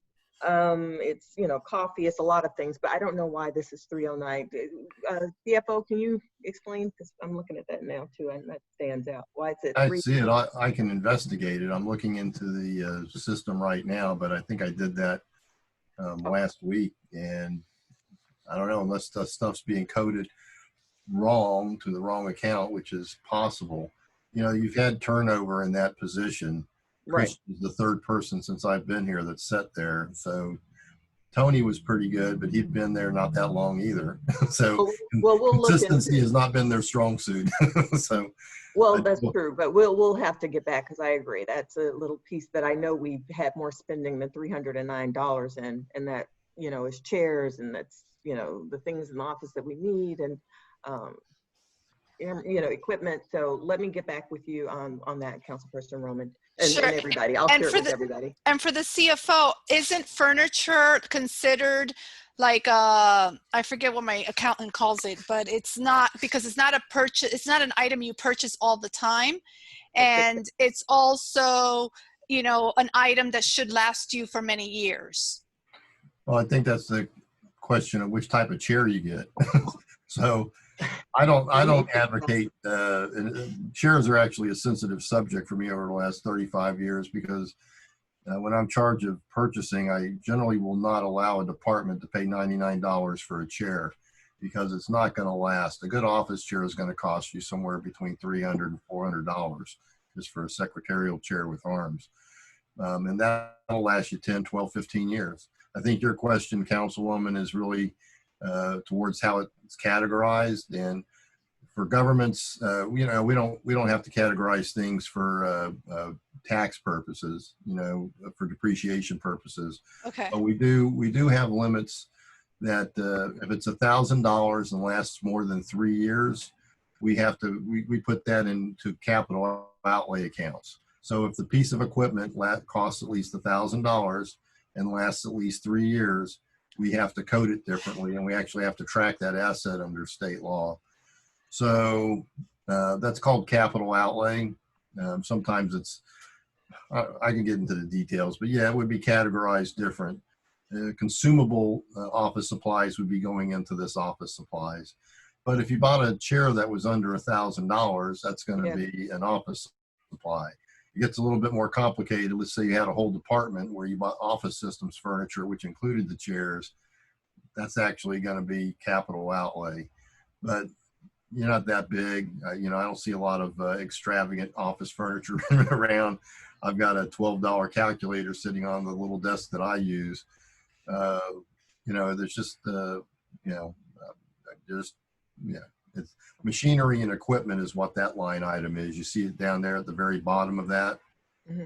That's capital outlay for machinery and equipment. That would be things of $1,000 in 3 years. That's where you would post that. Okay, so that's my next question. What goes into that? Well, machinery, I don't know what the budget was, and we just put the budget again what it was this year. I don't know what the detail was. It's not really explained in the budget document, but it could have been anything. Could be a computer, laptops. It who was knows? laptop. It was laptops, computer for me, for staff, not just laptop, it was also a computer PC for that office that you're in. But by now we should have all brand new computers, right? Not everybody.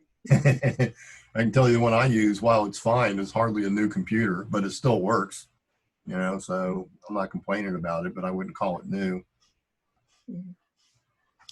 I look around, most of that stuff is functional, but it's running old operating system versions. I don't know how much more life you're going to get out of it before Microsoft stops supporting a version of your network software. But your bigger question was, how does it get categorized? So that's where those two accounts differentiate one another. Well, and the other thing is that if we had a bigger budget, we had, I don't think $1,000 would be a lot of money, but for a village of this size, when you're constantly buying computers, and the manager has the right to purchase anything under $5,000 without running it through the council, we need to make sure that the equipment that is purchased and that we really know why $8,000 of office supplies, and then it shows 309.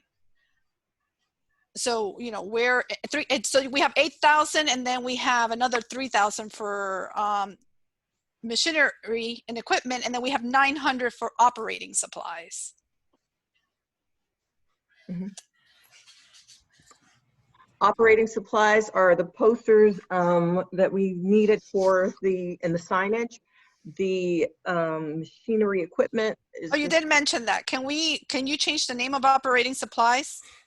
Because those posters aren't operating supplies, are they? Yes, they No. are. We have to have them for, as a labor requirement. So they're supplies because we had to buy the frames that go in, we have to hang them, we have to replace them. So it's put in there also, as operating. I mean, maybe we can change the name to something else, like maybe HR required posters and, or something to that nature. It's signage too, or maybe we just call it signage, but we can change the name. Mm-hmm. That's an HR item. So it is an HR item. Yeah, so we can do that. And then the other about the office supplies. Yeah, I think we should definitely break that down. So I'll provide that to everyone too, once we take a deeper look. Okay.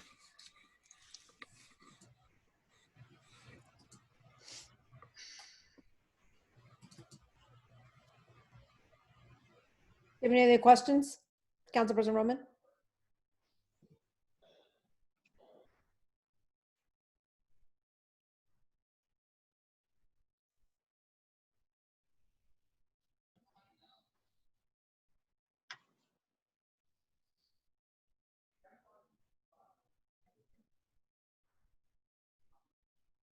Any other questions on that page?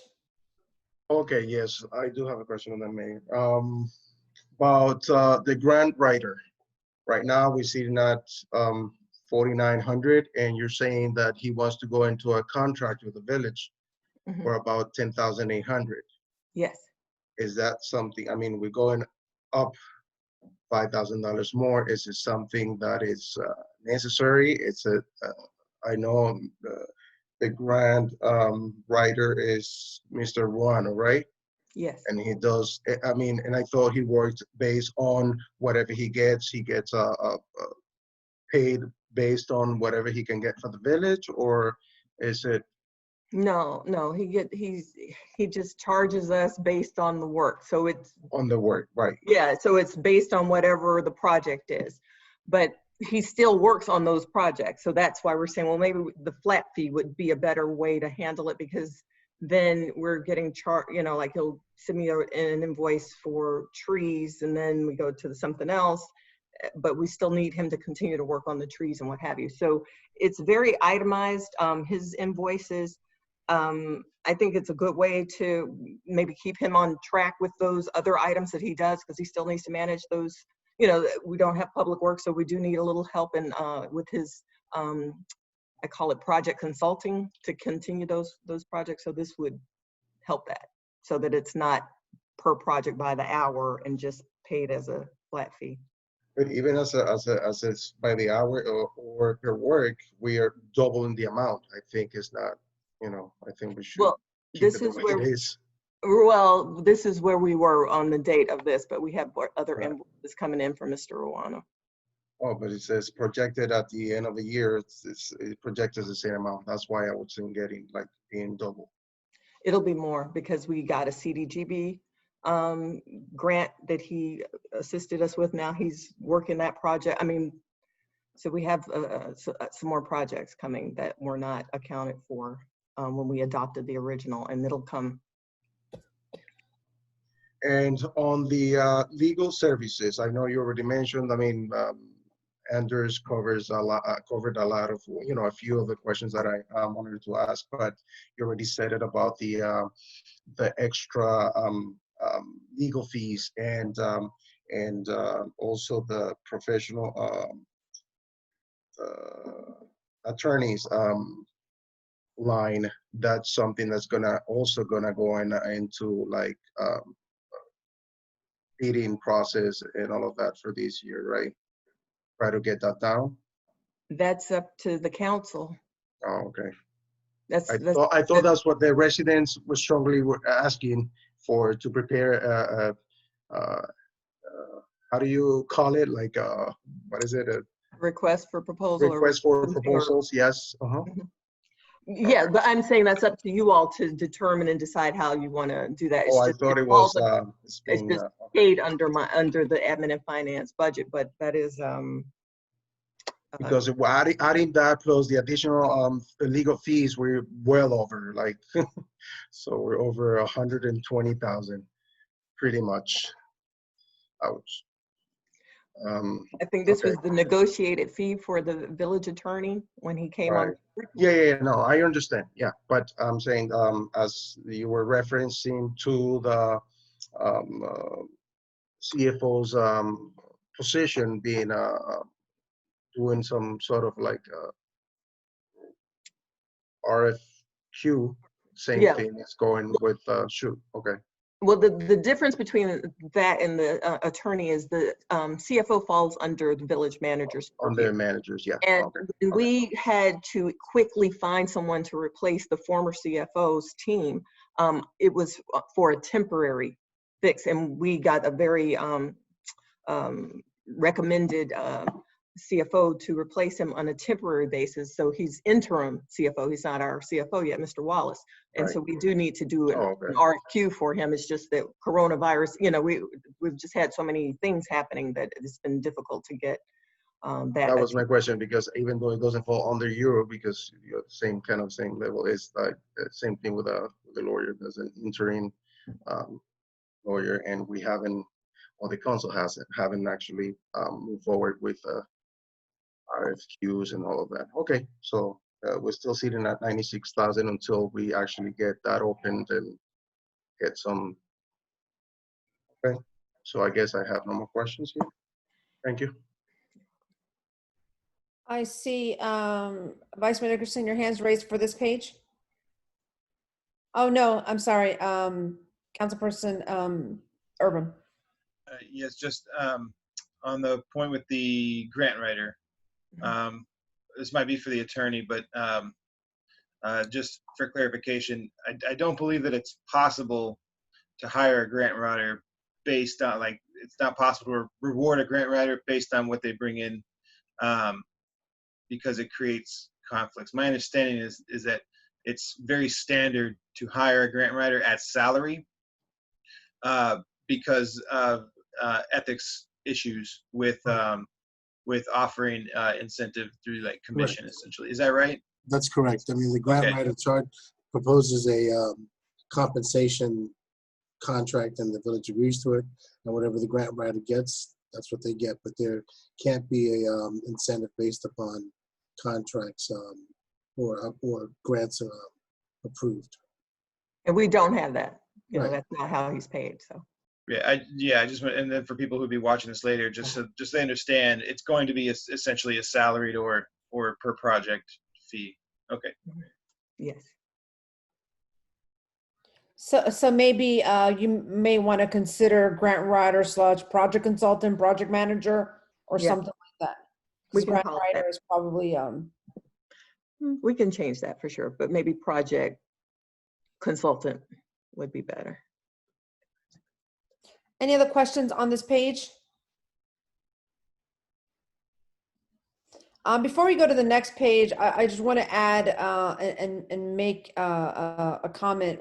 I was not at the last admin and finance meeting, but I heard it, and it is my understanding that that committee passed to full council, and we did not hear about it in for June based on the agenda. But I'm anticipating for the July agenda that there is going to be a presentation of some kind, whether it's an RFQ, whether it's a letter of intent. So if that's not been finalized, then I asked the chair to please make sure that, because that's been passed to full council. So now it's up to you all to make sure you, okay. All right, I see the hand, I see the thumb up. All right. Let's go to the next page. Next page is, what is that? Planning and zoning? Yes.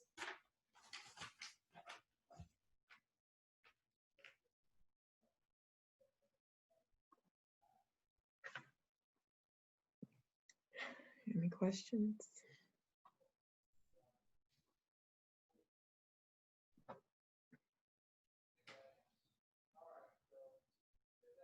Any questions from anybody in the council?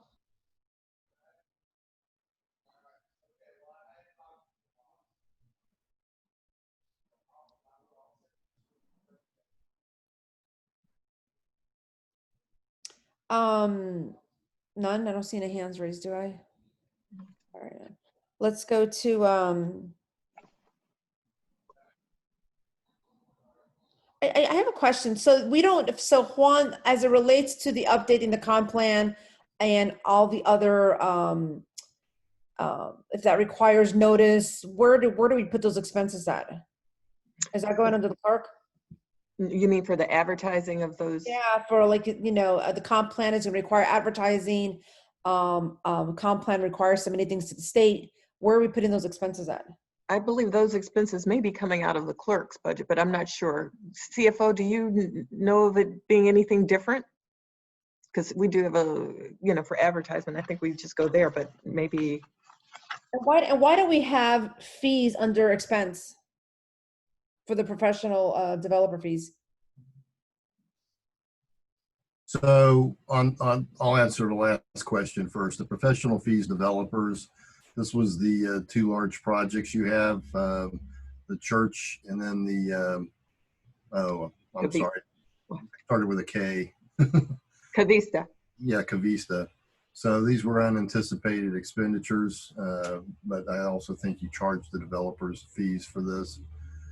And that's, that was just to separate them out from the other things. The printing and binding, I'm pretty sure, are things related to variances or whatever the public notices you need to make for people, and maybe P&Z meetings, stuff like that. I don't think you charge anything. But if we're charging the developers fees, wouldn't that be a revenue that they're paying us? Why is it under an expense right now? Well, you'd have both. You'd have a revenue, and hopefully the revenue shows up in the revenue account. You see at the end of this thing, there's a project code called cost for the project account number. That indicates that these were set up for Cost recovery fees. Correct. And so if we haven't gotten the money yet, we will be getting it. I would encourage the city to get that money in advance of projects, not at the end of them, where you have to, particularly for a project that got denied, you may have a little bit of a headache trying to get money from these guys. But so basically what you're saying is that when we get the invoice from Placerbia, it usually has several line items, and he always itemizes the cost recovery fee. So you're telling me that line is all the cost recovery fees that totals in all the invoices. Yes. We can in turn collect the revenue on. Correct. Absolutely. And just to add to that, we have changed the applications for these, for these developments, so that it includes that there will be recovery fees charged.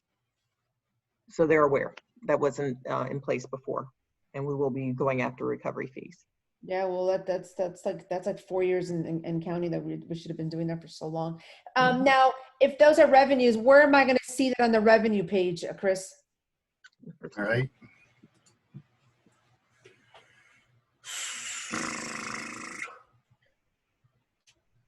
So this is going to show up in variances and other fees. I think we wanted to, I think that's also where we showed the cost revenue thing, but it's not showing up on your budget. But that's where we would be posting it.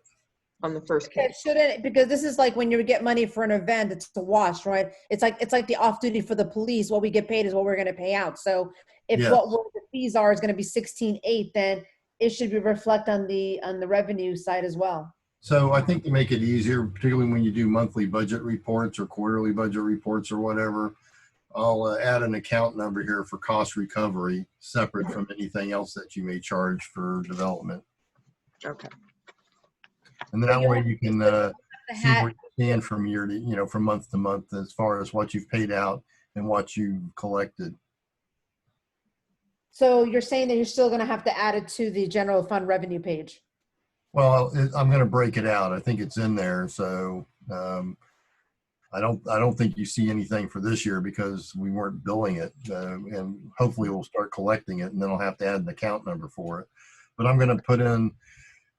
I don't like budgeting cost recovery. I mean, we can, but it's going to be a wash, and it's going to be hard in a small city like yours to know when you're going to have a project that's going to be cost recovery. I think I don't know. I haven't been here very long. No, that's not true, because that's initially done with Juan. Usually projects that's going to require a cost recovery, Juan lets us know up front initially, and so we always know. And I'm for years when I review the invoices, I'm always circling it before I sign any check and before I give it back to the manager. So Yeah, no, I wasn't talking about at the project stage. I was talking about at the budget stage. Like right now, if you could tell me which, for the next fiscal year, how much cost recovery projects you'd have, I'd add both the revenue and expense, but I think it would be a pretty wild guess because you're not really going to have a good idea what's going to come through your door next year. I agree with you that as the project is brought before you, you'll know it, but you're not going to have a budget for it is what I'm saying, because we could budget for it, but we're going to budget wrong. I guarantee you. That makes sense. So this 16,000, I'm assuming this is actual that you have figured out that is owed. Is it owed or is it paid? It's paid. If it's on the expense side, it's paid.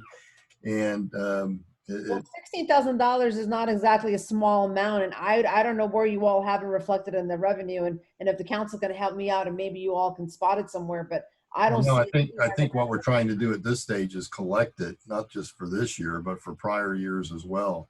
I think we've been the process is. I understand, Chris, but you're saying that year to date it's here. So you're saying year to date as of May 31st. It's you have it already tagged and budgeted as received, so as an actual. So I'm just saying I don't see that actual dollars on the revenue side. I don't think it's there is what I'm saying. We're trying to collect it. We know we have the expense because we wrote checks for that. That's the easy part. The harder part is once you write those checks, if you haven't collected money in advance. So this is what we went over, $16,000. Now we have to collect. So yes, but you're telling me that this is for Cavista and Cristo Rey and they haven't paid? I find it really surprising. All right, well, I'll follow up on it for you. I mean, I'm not prepared tonight to tell you how much you've gotten from them. But I suspect that on the cost recovery side, you are owed money and we're going to try and get it for you. Mm-hmm. All right, if there's nothing else, I'm ready to go to the next one.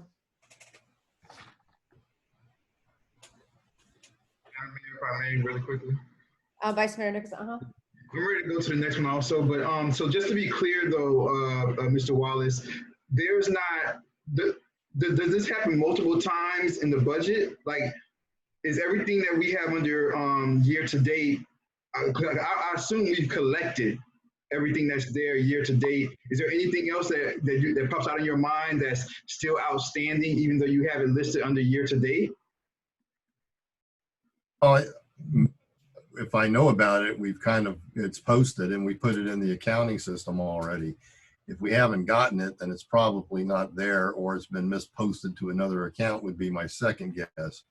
But when it comes to cost recovery, we know we've been deficient in how that's been as a process working.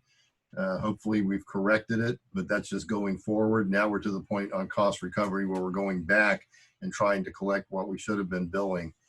Yeah, but, So, but I think to Vice Mayor Nickerson's point, he has a point, and the point which I think I was trying to make is that if we're projected to receive it, then it should be projected to year end. It should not be year to date, because if it's under year to date, you're letting us think or believe that it's been received. So if it hasn't been received, then it should just be projected to year end. It should not be in both columns. And if we have received the money, I would hope that you all would know. well, all right. So we're looking at down here on the urban, below the urban planner. That's what was actually spent. And Spent. That's what I understand. Year to date is what's being spent, 61,000. Whatever we paid the urban planner and plus the professional fees of 16,000. That's what I get. That's been Right. money So- spent, Yeah, right? so for the urban planner, we presumed that we would pay 60,000 by the end of the year because that's the budget and the contract for it. For the professional fees for developers, if you're going to have additional expenses for that past May 31st, then I need to increase the the forecast to year end of that 16,813. But at the time we did this budget forecast, we just presumed this would be a wash, and that maybe the revenues haven't come in for those expenditures, but those bills were actually paid at that point in time of 16,683 or whatever that is, 883. And it could have changed by now. I mean, I don't know. I have to go back and look. So even more so, I understand what you're saying. So even if we have not collected, I think for it to be on the radar for you and for the manager, because you all are, you can remember everything, then it should be reflected on if we haven't received it, in the revenue projected to your end to receive, so that you all know you're tracking that to follow through with it. Well, yeah, I think we're doing that through the invoicing process and through the project management. I hear your concern. I think we're just addressing it differently. I don't know that you'll receive it by fiscal year end or not. If you want me to put it in there, that's fine. It's just a forecast in any event, but I don't want you to think that we're not pursuing the collection of it at all. I just don't like, it's like code enforcement fines. I don't like booking it as a revenue till we actually get it, because you don't know when you're going to get it. And if we get it, I'll update it just like we do for everything else that comes across their way after we prepare a forecast. But I'm going to break out the revenues separately so that we can see those easier. There may be some of that money up in that variance fee column anyway, but I'm going to go back between now and the next version, hopefully by next week, and by the agenda deadline, break out the cost recovery revenue if there is any. In any event, I'm going to add the revenue account separate from that account so that you can see it, as we go forward. Every time I give you a budget, you can see how much you have, a budget report, how much you've received in cost recovery revenue, and then look down and see how much you have in cost recovery expense. Okay. All right, thank you. Any other questions? All right, hearing none, we'll go to the next page.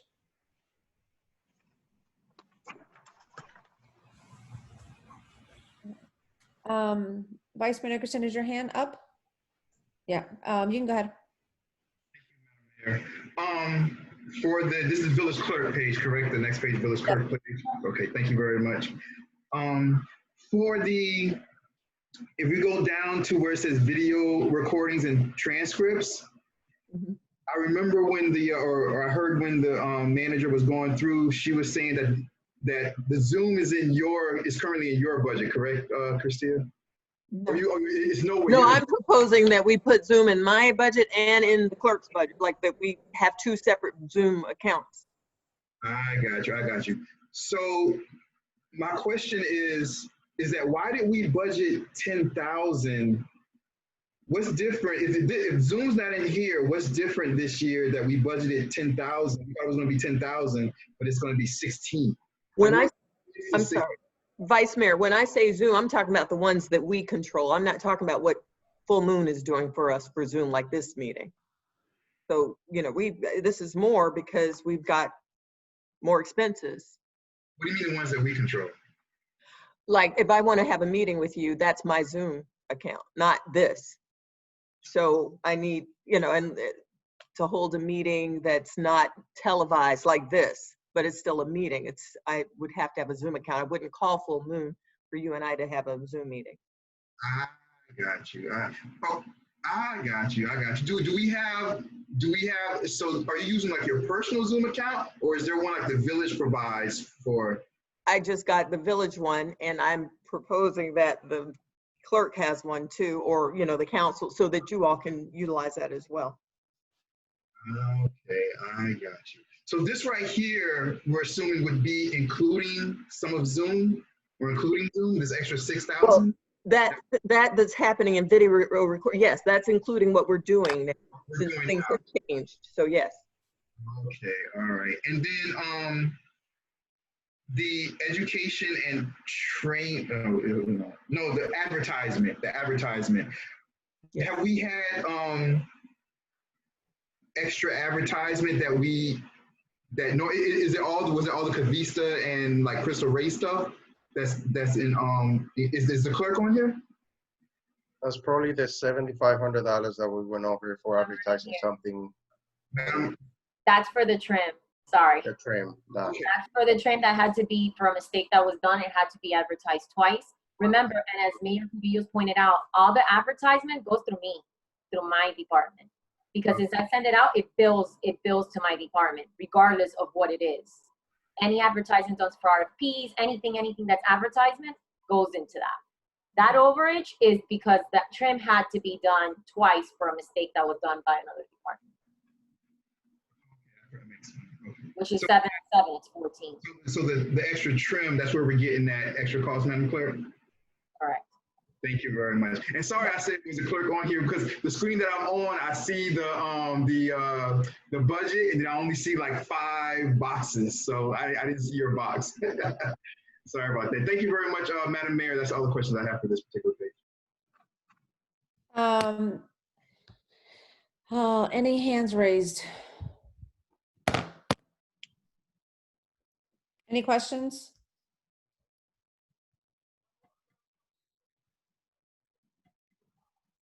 All right.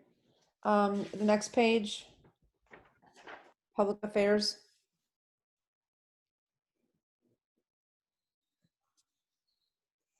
And while we're going to the next page, I think for point of clarity for the manager, the mistake, I believe it was something done by the former finance, and did he ended up not paying for half of it?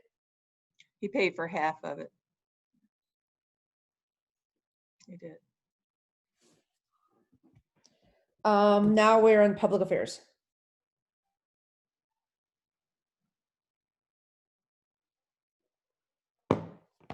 All right, any questions? Do I see a hand raised?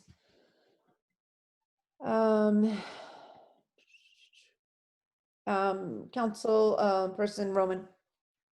Yeah, Christia, are you, with that proposal that you received for 4,800, can you do that now this fiscal year and utilize what we did not use for Arbor Day and the other events, 4th of July? Absolutely. And that's why it's not on this. I just wanted you all to know we need to do that though. But yes, I can definitely utilize some reallocation from this department. I think we should do that before the end of the fiscal year, is reallocate that since it's already budgeted and just utilize it for the website and get all that done. Absolutely. Okay. I think you can do that and probably stay in budget, right? Oh, yes, I will. Mm-hmm. And it might even qualify for some reimbursement too. So I'll try.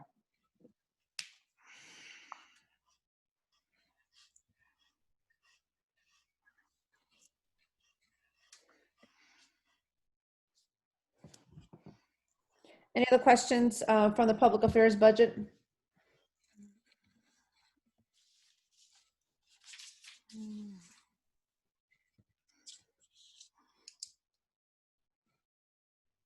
All right.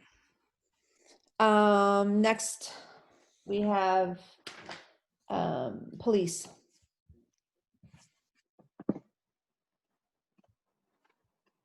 Before I go to Vice Mayor Nickerson, this is to either the manager or to the CFO. Those REFs, can you just give us those numbers, please? We're under tentative proposed. I'm sorry, where are you, Mayor? On the top of the page, we're going to tentative proposed 21. Oh, yes. Okay. First two, says REF exclamation point. What are those numbers? So executive salaries are 75,750. Regular salaries are 393,830. Other salaries are 20,000. Yeah, that came out. That's fine. And then the final budget, the total budget, yeah, it's 954. Yes. And then FICA and retirement contribution also came out with the. All right. So FICA is 41,399. Retirement is 145,642.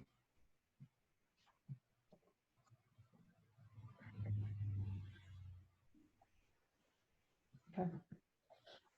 Vice Mayor Nickerson, you want to? You have your hand up. Madam Mayor. I want to look at those new numbers you guys just gave us, and I probably will when the next person speaks. But Madam Manager, when we're looking at the gasoline, Yes. and where are we at? Did we highly over budget this for a reason? Or is this because of the new lease program that's coming in, or? No, it's because the county has been very slow with the billing. This was based on last year's, this year, you know, the budget. It's just very slow. So that's why we haven't been able to break out the other departments' gas use either. But no, the gas is, you'll see it will catch up. And the maintenance, thank you, Madam Manager. And the maintenance for the vehicles is just because they're a year older and they're having to be worked on more and more. And every year probably is going to go up a little bit, maybe, right? So. Right. None of our vehicles are under warranty anymore. So now we're out of pocket on, you know, we have to pay for everything. And the comp time is much higher for, what's that reason, Madam Manager? Okay, now that I do not know. Let me ask is our chief on? Does he know? Yeah, I don't know about the comp time. The CFO would be better Oh, okay. to answer that question. CFO, can you please answer about comp time? Sure. This is an election the officers have under their contract as to whether they get paid overtime or comp time for working overtime. Comp time is essentially a time off in the future, but they can sell it and use it in the future. So what we've done is the budget for what we've actually spent for this, year to date was under budgeted. And I guess it's just very difficult to, given the small employee group, I think it's going to be very volatile. But so at the time this report was rendered and at the end of May, you had spent $2,851. The projected to year end is just an annualized amount. And so we just rounded that up to 5,000 for next year, but it could be less, but it's been more in the past than that $1,300. So I think they probably took a little bit of an aggressive posture when they did the budget. But honestly, comp time is not a really good practice for any city. Comp time can be earned at one rate and paid out at a higher rate if someone gets a raise. All it is overtime. It's deferred overtime. You're always better off having paid overtime than booking comp time, in my opinion. But your contract gives some flexibility to the officers on how they choose overtime over comp time or vice versa, and when they get paid for their comp time. Mr. Wallace, when we were on the first page, and we don't have to go back to the first page, but when we were on the first page, when I asked about the police off-duty details, and you said it was a revenue. Yes. And it was year to date 3246, and for projected 4500. So when I'm looking at the off-duty details on this page, which was not budgeted, but is projected for, is that different? So for the current year, what you have is can you guys hear me? Mm-hmm. Yes. Okay. For the current year, what you have is a lot of bad past practice of how comp time was actually booked from an accounting point of view. Did I say comp time? I meant off-duty detail if I did. Mhm. And we've changed that practice during mid-year. So now it's a payroll expense. So the year to date and the forecast really kind of are bad in the sense that it wasn't being done properly from an accounting point of view.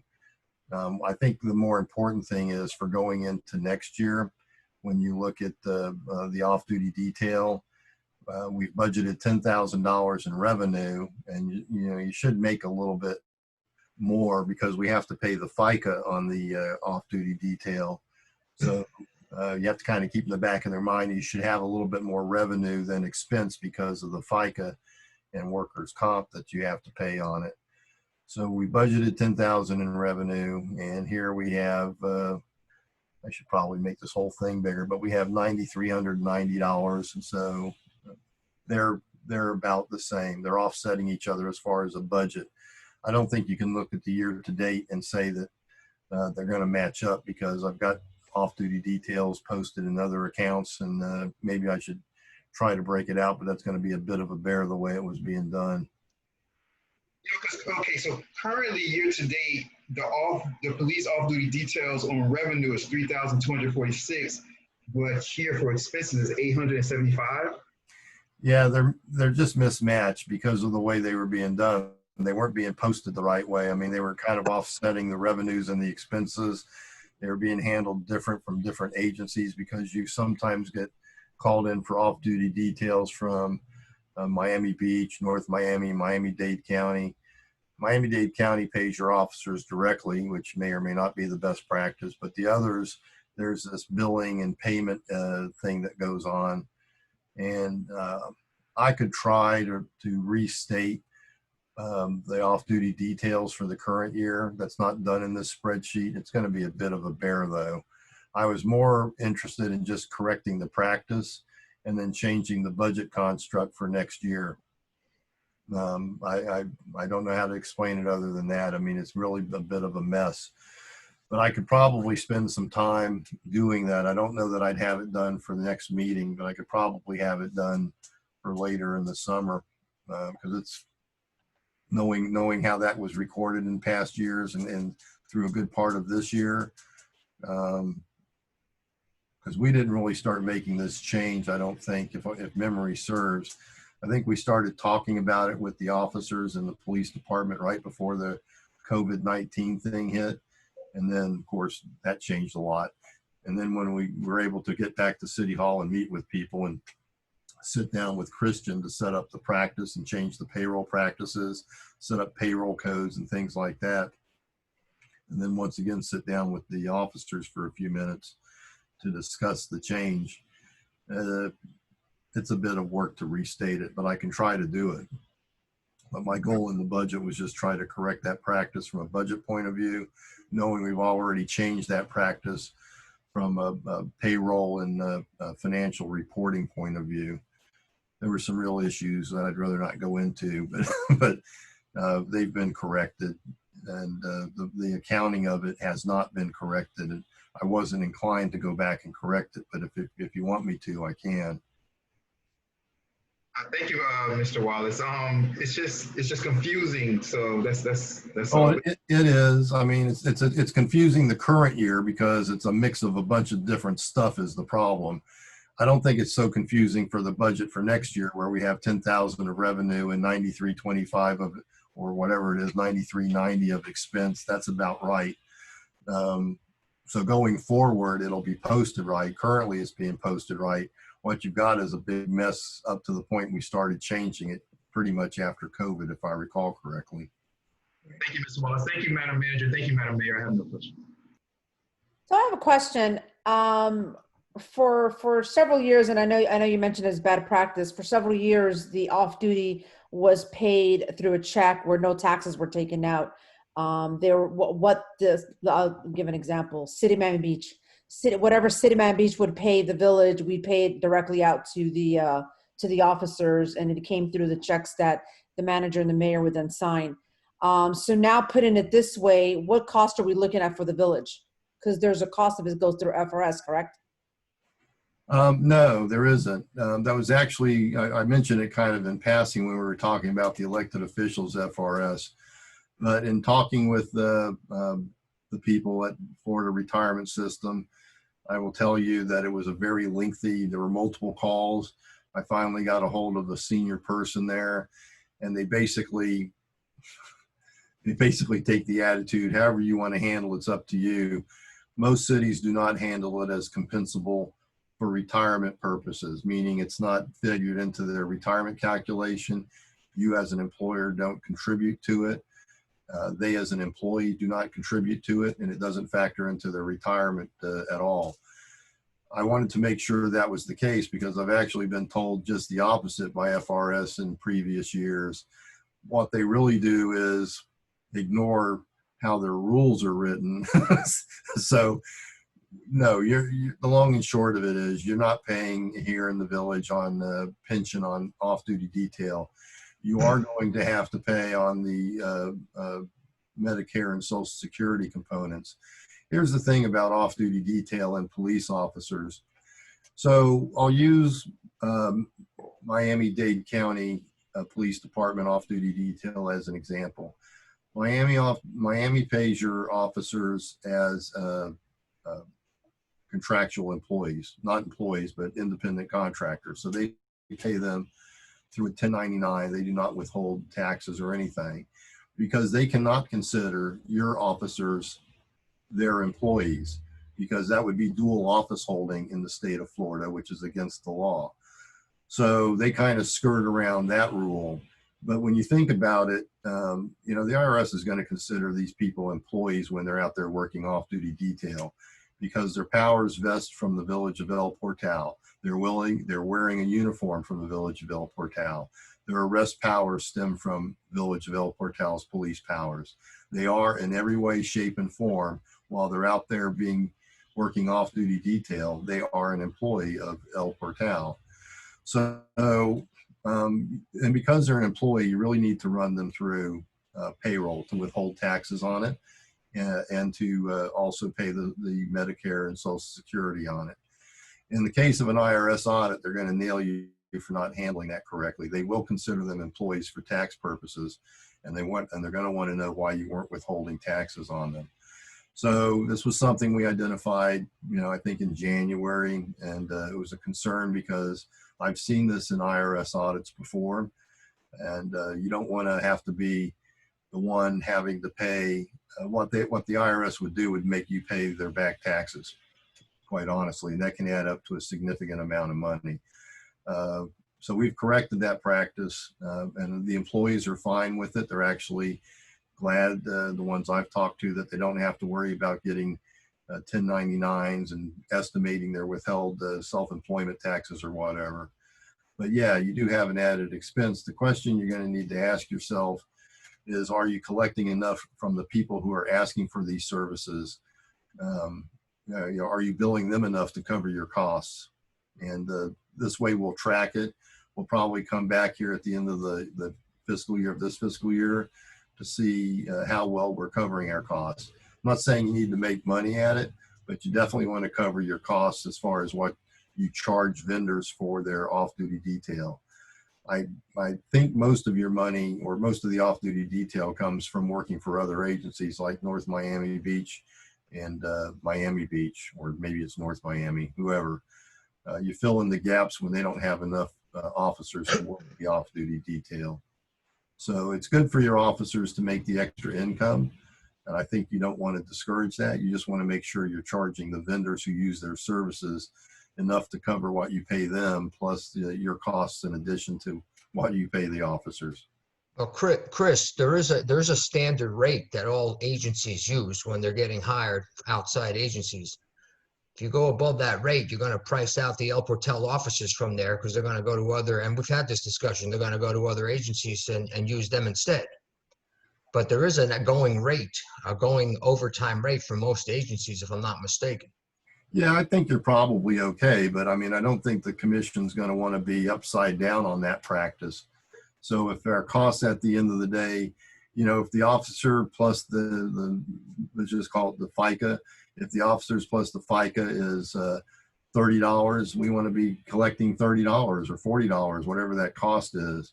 You don't want to be, you don't want to be upside down on it. You just want to cover your costs. And I don't know that you are or you aren't. I think you are, but we need to, we need to cover it. And, and I've talked with your guys and you about this too. I understand quite clearly that you can price yourself out of the market because some agencies do charge less. The Highway Patrol is notorious for charging less. And you don't want, no offense to the Highway Patrol, but you don't want your guys to miss out when their guys can't. But on the flip side, Chief, they're not going to want to be upside down on what we charge vendors. So, and I don't think you are. I think it's close, but I don't think you are. And it's always close. No city's getting. No one's making money off of it. Off-duty detail. No one makes money off it. Right. Thanks for the explanation. Anything else on this budget from the members of the council? See any hands raised. Vice Mayor Nickerson? Really quickly, thank you, Madam Mayor.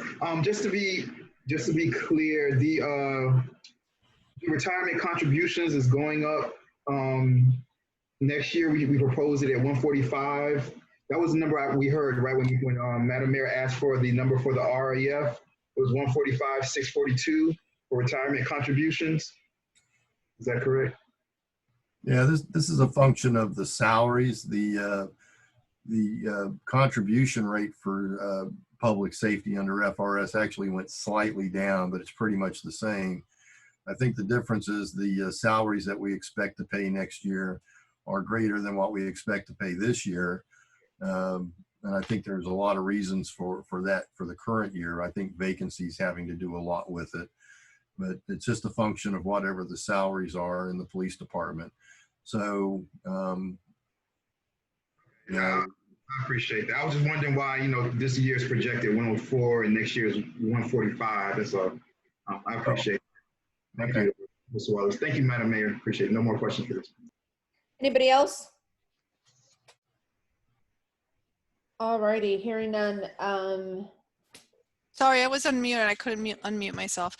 So just to cover, I think the difference of $60-something thousand is $63,000 is all salaries, correct?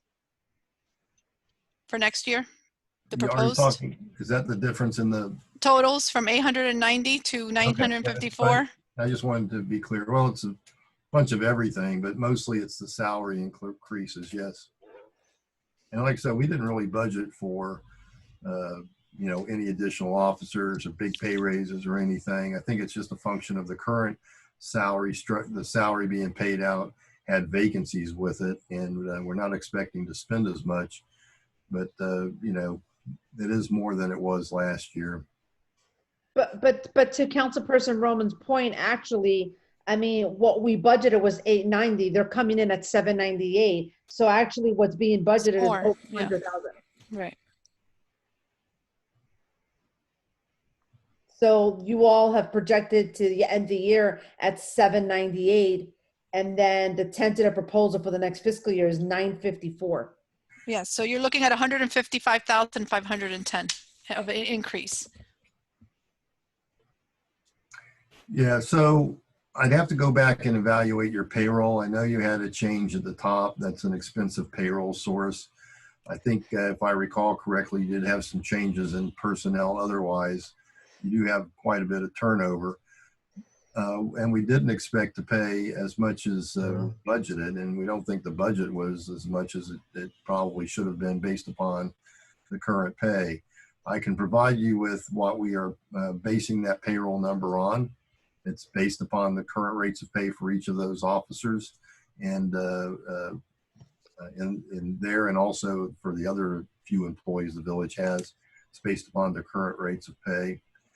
And then the rest of it, things that are related to payroll are going to go up because of that as well, whether that's retirement, FICA, workers' comp, whatever. They're a function of how much you pay in payroll related items as well. So the biggest change here is the payroll. I can provide this information to the chief and he can go over it with his guys to make sure it's right. But it was pulled from the payroll records. And when I saw the jump, but part of it was explained away with, turnover in personnel and the rates of pay that the employees get under their What contract. turnover in personnel? Right, we don't have any turnover. There hasn't been any turnover since I've been there. Thank you. I was chief. I was going to add that. And Yeah, no, I don't know. I'd have to go Well, back then, and look, but let- like I said, let's go back. Because Yeah, we'll go I back agree, and we look have at to do that. I mean, the payroll is being posted. The payroll projection is based upon the current rates of pay at the time of May 31st. So I'll share that with the chief. If there's an error, I don't know how it would have arisen, but we would certainly correct it. But that's how it was developed. Okay, well, we'll review that, and since that is such a big jump, and then get back as quickly as we can. Thank you. Yeah, that is a very big jump. Mhm. $155,000. Now, I know, jumping ahead, I know what we can do with some of that money, though, if it is incorrect, because there are some needs, some desperate needs that this department needs. And I don't know if this is the time or place right now, but I would love to share them with everybody. Chief, this is the time and the place right now to talk to us. Okay, then here I go. Whatever you can find for us, please, Chris, let me know. There's three basic areas that I'm looking at. I think we all are aware of the cars and the car situation and moving forward, the leasing program. But let me start with the other two areas first. And I know I mentioned them last time. One of them is equipment. One of them is that at this point, I know we discussed with demonstrations and the things that can go on with that. We are woefully unprepared if something was to happen in El Portal. I can't be any more plainer than that. We've been able to get some equipment. We need more equipment. And I have quotes on it, but that's an extra $14,500 right there.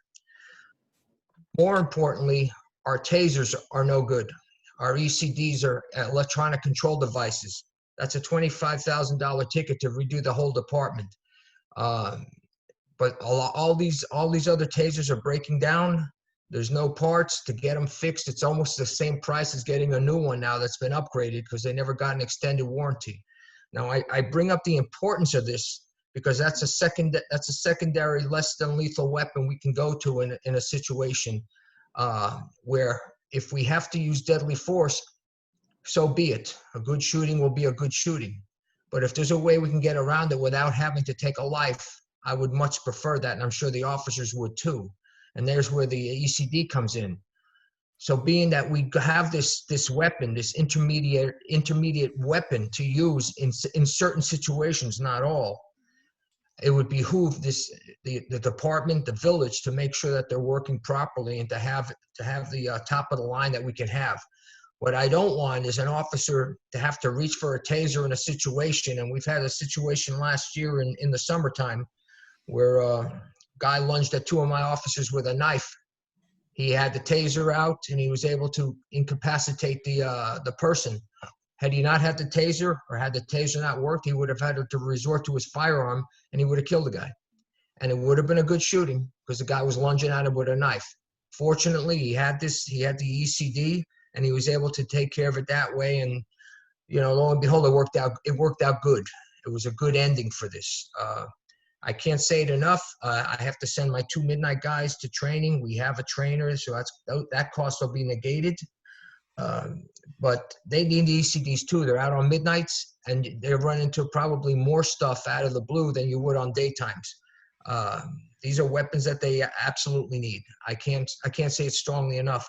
That and the other equipment, those have a fixed cost. That'll be a one-time cost, and that'll be the end of that. Moving on to the vehicles and the leasing. There is a breakdown I put in the report to the manager, mayor. It's been shipped out to everybody.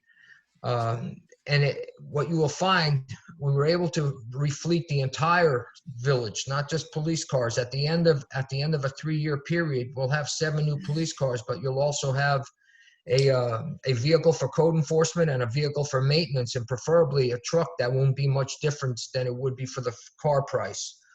And you would have for the code and for the maintenance, a higher clearance vehicle, which would come in very handy during emergencies and flooding situations. So over the course of 3 years, you would have a nine car replacement. And the first year would be at $25,000 for 3 police vehicles. Then the next year you would have 1 police vehicle and the building maintenance and the code. And the final year would be the 3 other vehicles. It's all broken down in the report. Again, the first year would be $25,000. So what I'm looking at for the police department, albeit I understand the cost is steep, but between the ECD, the equipment that we need to protect the officers out in the situation, and the first year for the cars in the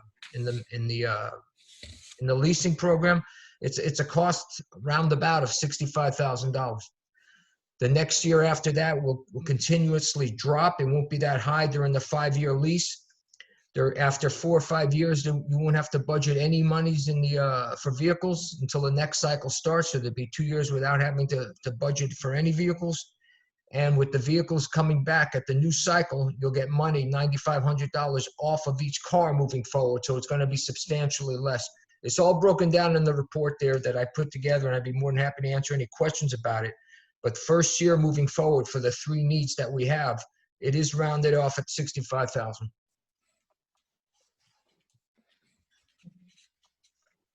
Chief, can you please, what the $14,000 item, what was that again, please? The $14,000, $14,500, that would be the BDUs, the gas masks, which are expensive, and the helmets, the Kevlar helmets. We were able to get shields this year on our own, but certainly we need the masks and we need the helmets. Okay. Thank you. Thank you.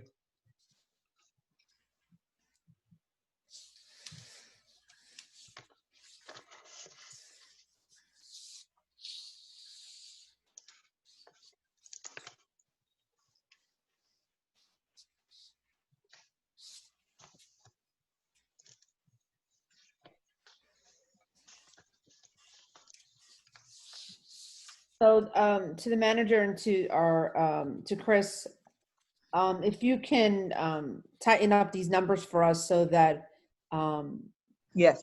we can take a look at what the reality would be. And I think one of the things that I asked the manager and the chief is, hey, we all have a wish list, but I think we also need to take a look at what is, if there is a tier plan of what is actually needed. While we may need, and the wish list is get 8 cars for the police department, what's a reality? Can it be 2? Can it be 3? Like what is that reality to present to the council for consideration? Maybe 2 cars this year or 3 cars the year after, kind of have a 3 to 5 year plan. I did that. It's in there, and it was 3, 1, 3. Okay. And then also a code enforcement and a building maintenance Okay. over the period of the years. Yeah. And that's where the 25,000 for the first year would be for the 3 cars. Correct. And then the 3 cars for the police department, correct? Correct. The following year would be code enforcement, building maintenance, and 1 police car, which would be substantially less because 2 of those will not be fully marked police cars. So you can say 25,000 again, but it's not going to be that much. My question, and I guess this would be for Chris, would be, so when the pilot program for the take-home car was initiated, with that program came a small stipend or fee that the officers are going to pay. Where is that reflected at? And how much have they paid? Well, I can tell you that it is being paid. I can't tell you off the top, and it is a small amount, but I can't tell you off the top of my head where it's being posted to. I think it's being offset to the maintenance account, if I had to guess, or maybe the fuel account. I'll have to get back with you, Mayor. I'm sorry I don't know the answer. I have seen the deductions for it, but I don't know what account it's getting posted to because it's not a ton of money, so I didn't really pay that much attention to it. But I know they are paying it. I think that would be good for us to know, and where it's if it's being offset in gas, if it's being offset in repair, whatever the case may be. But like like we do with the offsets on all the other places with the events and the money we may get in and the developer fees or the cost recovery. I think it needs to be somewhere delineated as far as what that dollar amount, because they are paying it. Yes. That's good to know. Shouldn't that be is that what you're saying, Mayor, that it should be a line item by itself? Yeah, if the police Okay. officers are paying into the program Yeah. as part of the pilot, yeah, Okay. we should know. It doesn't matter how minor it is. I think it's important for us to Mhm. know exactly, and I think they would want us to know. Mhm. Okay, I do know where it's being paid. So it's being paid, it's being posted to a revenue account, and the revenue account is, I know the answer to this before I even ask, but I'm just going to double check. 360. I'm sorry, I really need to make this bigger. 369. Miscellaneous revenues. Get rid of it. Change that line. Yeah, I just knew that was going to be the case before I even said it, but yeah, So miscellaneous. you're saying revenues. the 11,000, that's what it is? Well, it's part of that. I mean, there's, like I said, that when we went over that, there's a number of things going in, and I've got a note to break them out. So part of that's going to be the take-home cars. All right, Yeah. we'll start for that and break that out. So, I think as Councilperson Roman mentioned before, a recurring revenue or recurring expense needs to have its own line item. If it's a one-time, then we can understand if you put it in there, but something like that, you know, whatever the 3,000, 4,000, 5,000, 7, whatever it is, I think it needs to have its own line item. All right, we'll break out everything that's in there into separate line items. But I just knew that was going to be the case when I started looking at it. So. I had the lieutenant salary, that's part of regular, chief, correct? Yes. We're projected to end the year at 303 as opposed to 351. Why is that? That I don't know. We haven't lost anybody, thankfully. Or maybe that's more of a question for Chris or the manager. I don't know the answer, but Well, I think this goes towards that original question is how we developed the budget and how we were doing the forecast. So I will get back with you on both, other than to say that whatever's in regular salaries is what's coming out of the police department payroll. So, I mean, Yeah, the one thing we know about payroll is that it's the salary increases are pretty much fixed based on negotiation with the collective bargaining unit. So we know exactly what percentages they're going to be increased, because that's determined 3 years in advance, or 3 years at a time, better said. yeah, and it's unlikely someone's being underpaid because they're usually real quick to note when they're short $1. It's more likely when someone's overpaid that it's not caught for a while because, oh, I thought it was just a bonus I got. well, but that's just it human. wouldn't be. We'll look into that. We'll definitely get to that as soon as possible. Okay. Yeah, I think that once, and I'll ask anybody else on the council if they have anything to add, but I think that once we tighten up those numbers, I think we'd be better equipped to be able to, you know, make a decision as far as, you know, is it going to be a possibility and reality to get those 3 cars in the first year, so for the next fiscal year. Okay. Open it up to the council.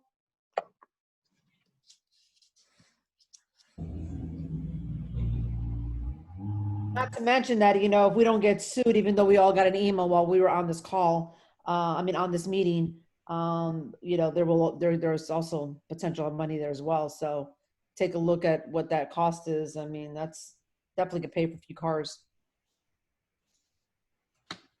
Anything else? Hearing none. All right. Let's go to the next, building and code enforcement.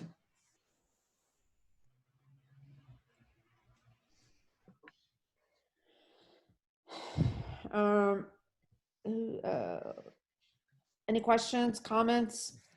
Yeah. Give me a second. So we're in code enforcement, right? Yeah. Sorry. Isn't the code enforcement car in really, really bad shape? Yes. Okay. So, because from what I remember, that was like one that was like basically falling apart. So in reality, I mean, isn't 22 you know, replacing it in 2022? Isn't that late? That was Chief Magnuson's proposal. That wasn't mine. I mean, Oh. he's just saying that that's how he would phase it because we were trying to figure that out. But no, We there's would- no way we could wait that long. We would try to give one of our cars over to them in the meantime, because as bad as the code enforcement vehicle is, our fleet is probably just as horrendous.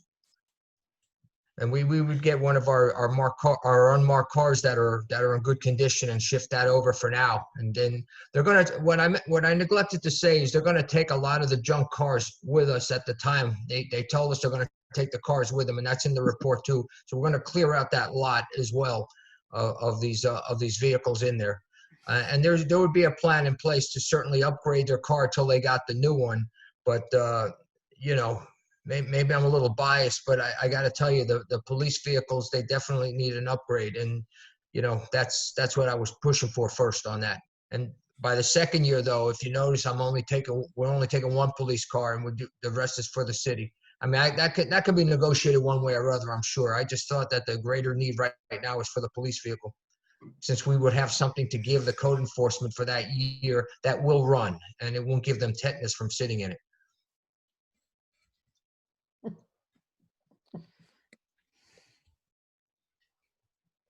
And can we also get the reference numbers, the actual salaries and all of that to show? Or can you read them to us? The salaries for the And so the first four Yeah. lines are reference. This is for police. No, we're this is in code. building code.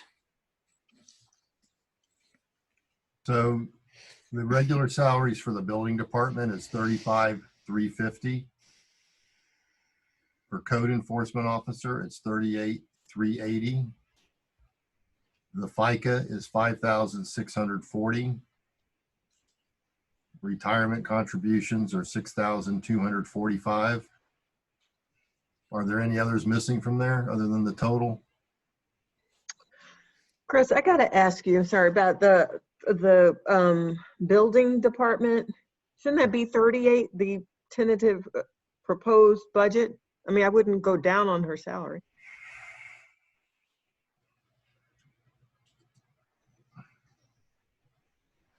This is code.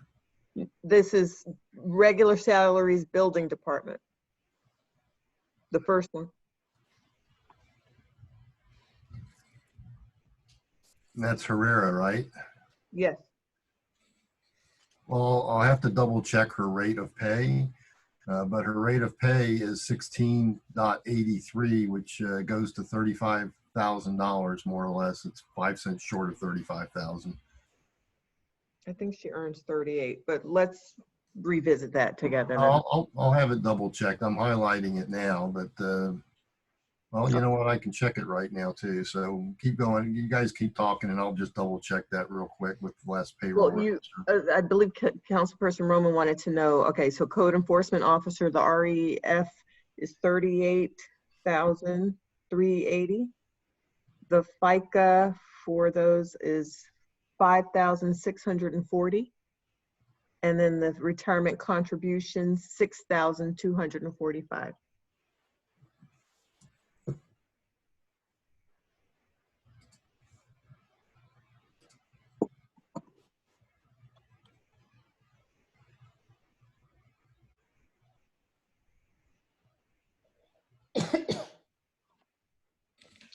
I just noticed health insurance. I didn't look at health insurance and all the others, but did health insurance change quite a bit?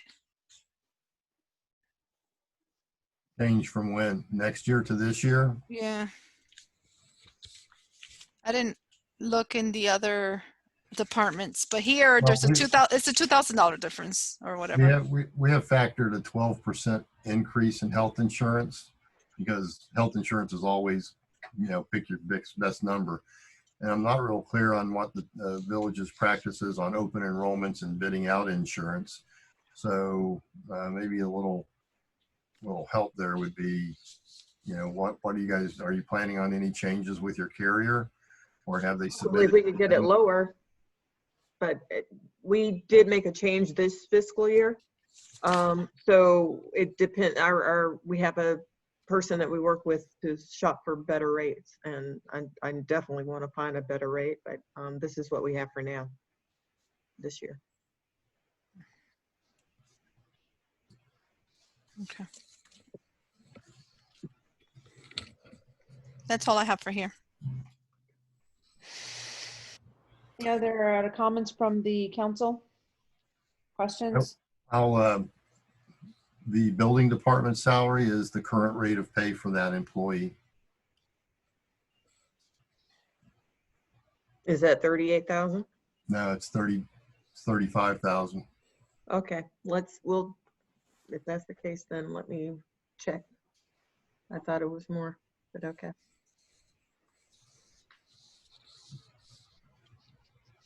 All right, if there is no other questions for this department, let's go to the next one.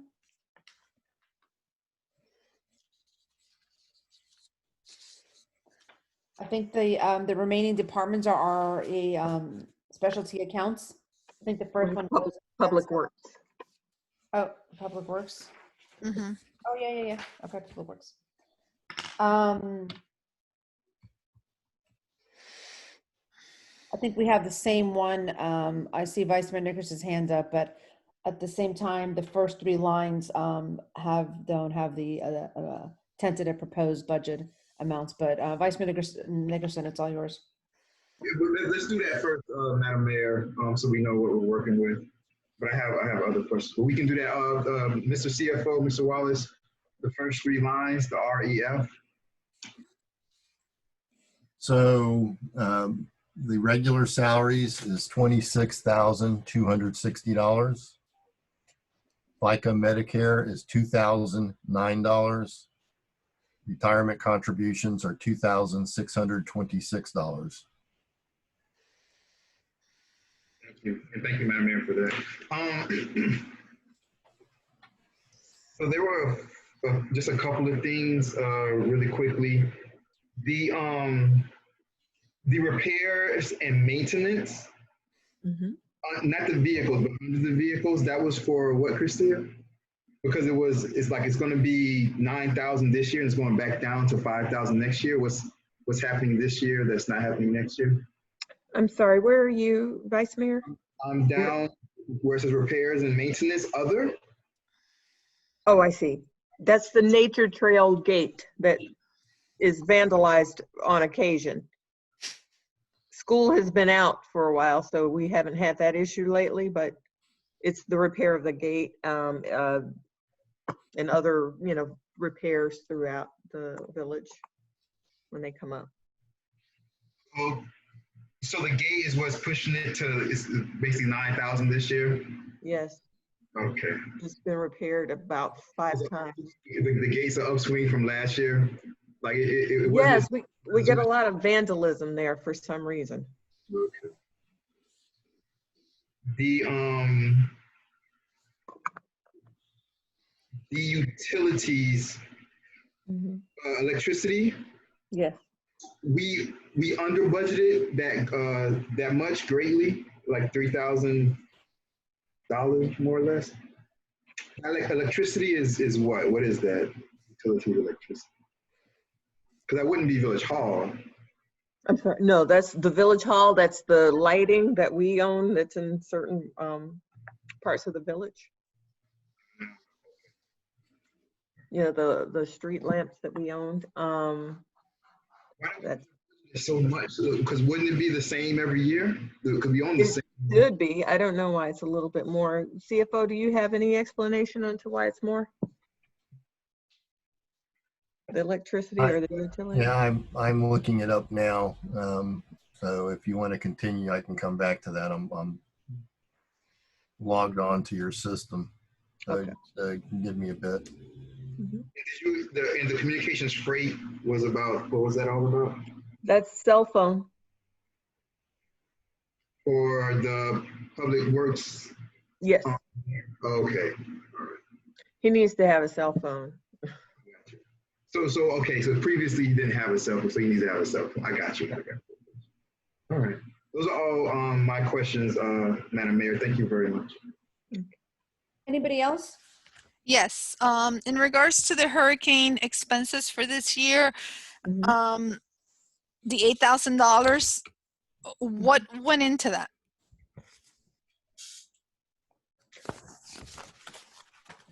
CFO, can you pull that up and explain what was in those purchases, please? I guess most importantly is we don't have anything budgeted for next year. So when you purchased whatever that $8,000 came out to, are you not having to have those expenses next year? Well, we may not, if we don't use them, then we're just gonna store them. You know, Okay. there are lots of, we had to have some items, to prepare. So I don't know, CFO, have you opened that item up to see what all those purchases were? I'm sorry, I just finished with the electricity. Which account were you talking about? The hurricane. Emergency.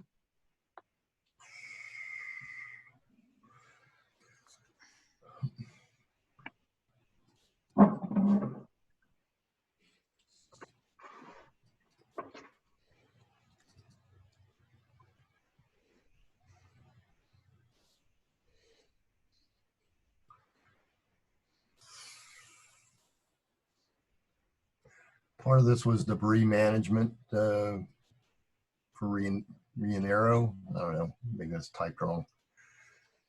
This What is looks this? like most of this is FEMA related costs for Irma, actually. Senior FEMA Program Manager, Category A, RFI, JAC No, project description. There were, that's all old expenses. yeah, they were from November. They may be, in fact, expenses from last year that just got billed in November and may need to be reclassified to last year's expenses. Okay, but we have a list of hurricane items like, a weather alert radio, Ziploc bags. Were those charged to this?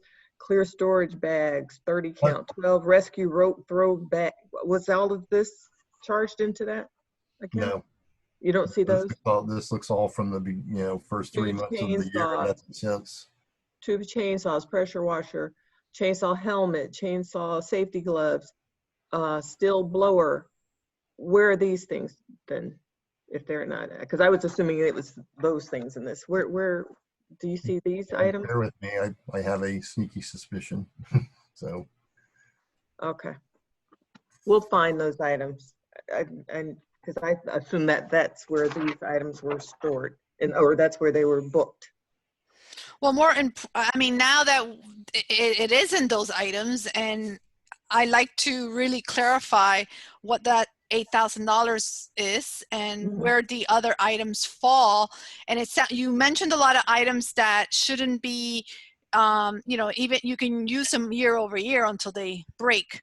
Right. So, it'd be interesting to see how much you spent and what was the total for those items that you purchased. And also a list of what was purchased, and then a clear explanation of what this FEMA Irma costs are. Okay. Yes, I agree. We'll get that too. Work on that.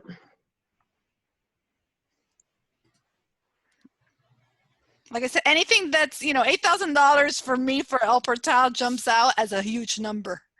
Yeah, all that from that original count that I was looking at, the 8325 or 8525, excuse me. That was all related to debris management, and I'm presuming from finishing up Irma, most likely trying to deal with FEMA would be my guess.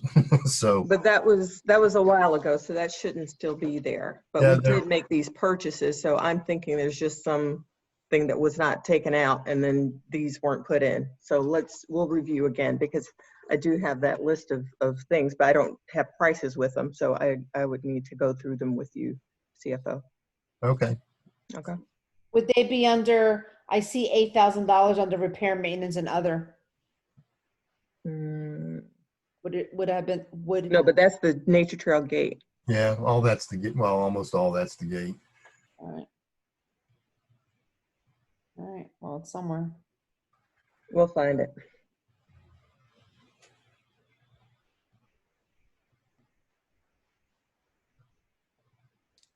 Okay, That's the only question I have on this. we'll get that answer. Mhm. Okay. Any other questions from the Vice Mayor Nickerson? Yes, Madam Mayor, thank you. I was just wondering if I could get clarity on that, the utilities, electricity. Mhm.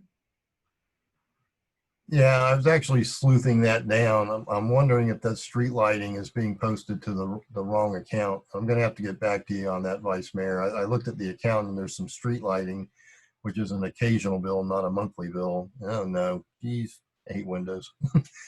Just closed out the application and didn't mean to. And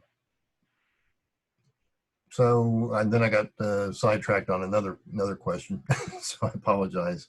Okay, so we'll look that up and find out what that is. But you say it's street light, or what is it looking like now? You said it's put in the wrong place, the street lighting?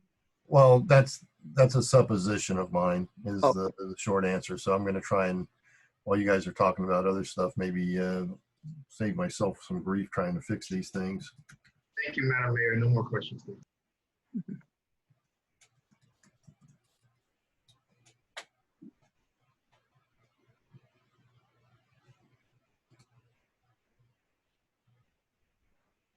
Any other questions from the council?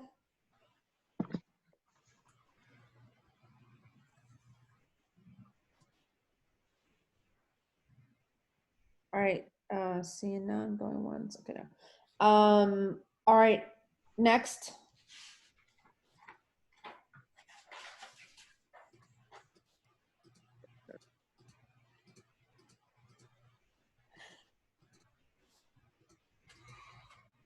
Any questions on the next couple of pages with all of the special revenue separated accounts that we have? First one is the debt service and parks.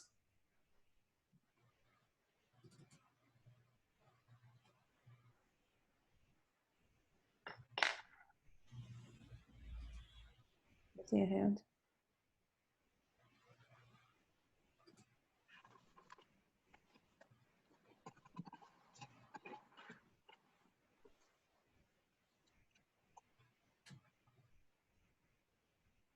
No.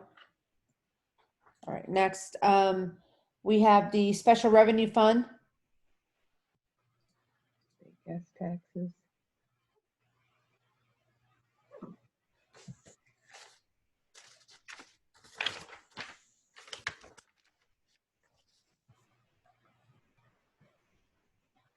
Next, we have the CITT special revenue.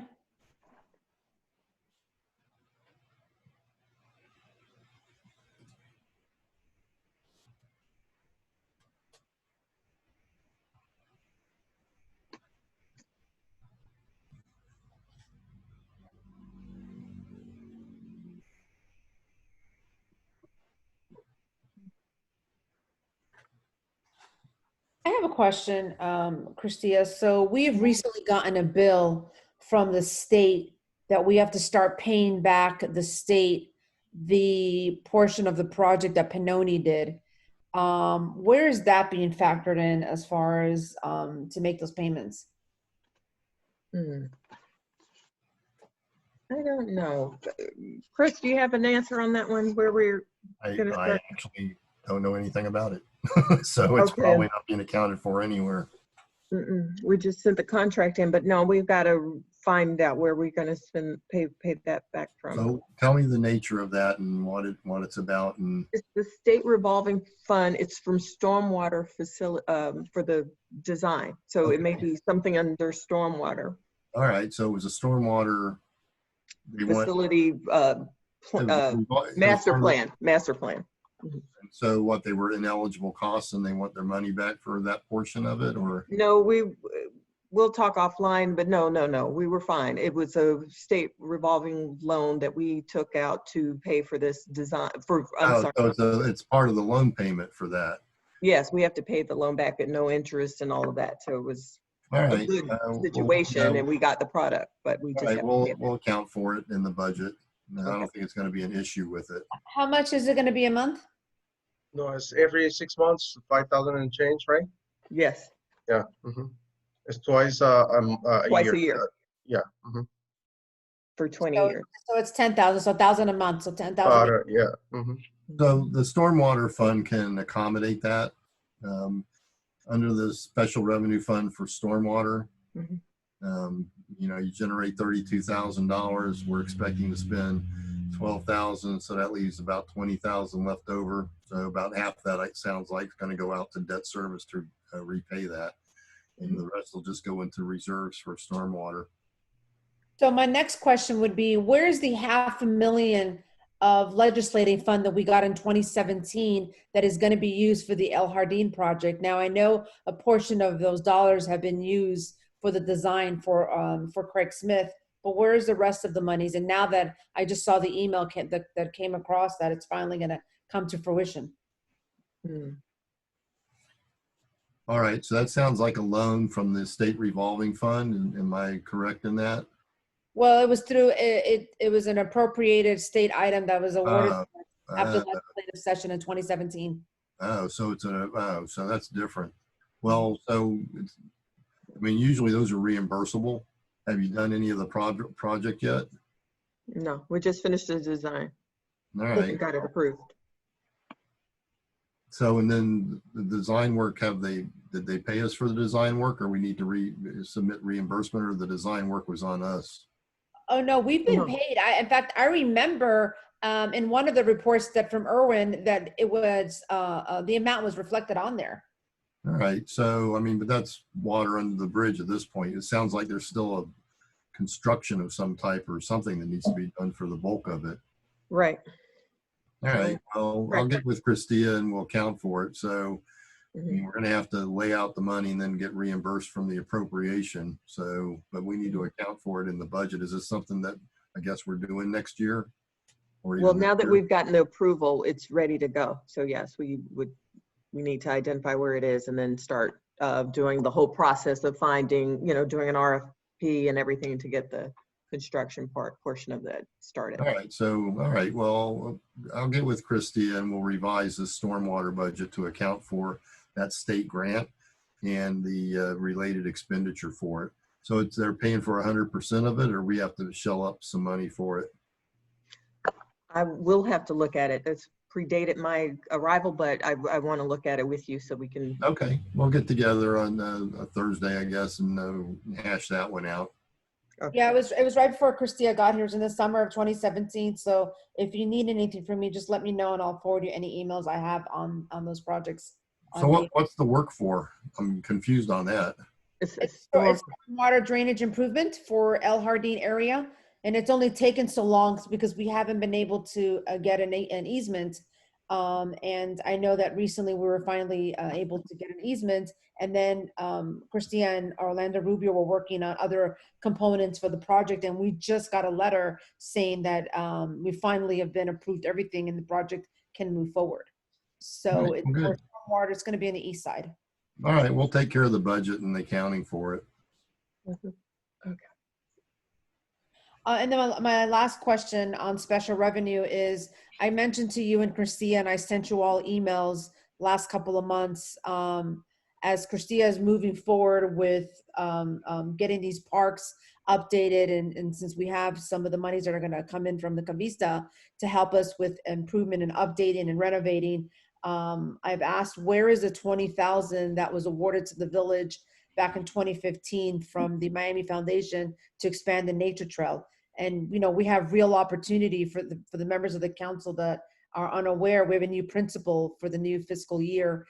Principal Kevin Lawrence has moved to Booker T. Washington. So one of the reasons the nature trail expansion does not exist is not only because it was put on hold because of septic to sewer, because that became a priority, but also because we were in negotiation with the expansion of the fence and who was going to maintain the fence. But again, now the conversation starts all over with the new principal. But that the 20,000 that was awarded and given to us already should be in a special revenue account for parks. Well, yeah, my recollection from doing quite a bit of research on that, as you know, is trying to sleuth that down because that goes back several years. 2015. I'm sorry? 2015. Yeah, that's a while actually. It looks like it got spent on trees, from what I can tell. Well, that was a grant and an award that was given to us that was exclusively for the parks. So We'll need to find a way to put it back as the short answer to that. yes. And I don't have a good solution for you now, but maybe by the next iteration of this budget, we can see what we can do with it. I mean, it took a while to figure out exactly what happened with that, but fortunately, financial trails are usually pretty good. So that's the one we're talking about, right? Yes. Yeah. All right. Oh, that's Well, what happened. you know, when you take a look at the budget in and out for the last couple, I mean, you have the matching grant that says 20,000. So maybe a good time to take the 20,000 out of there and put it over to parks. When you look at Public Works, used to be called the interim or the intern. Yes. You have 20,000. That's probably a good time to move that over to parks where it really needs to be, because we don't want the Miami Foundation to be giving us a call asking us for that money if that project does not come to fruition. Yeah, we could do that. Definitely.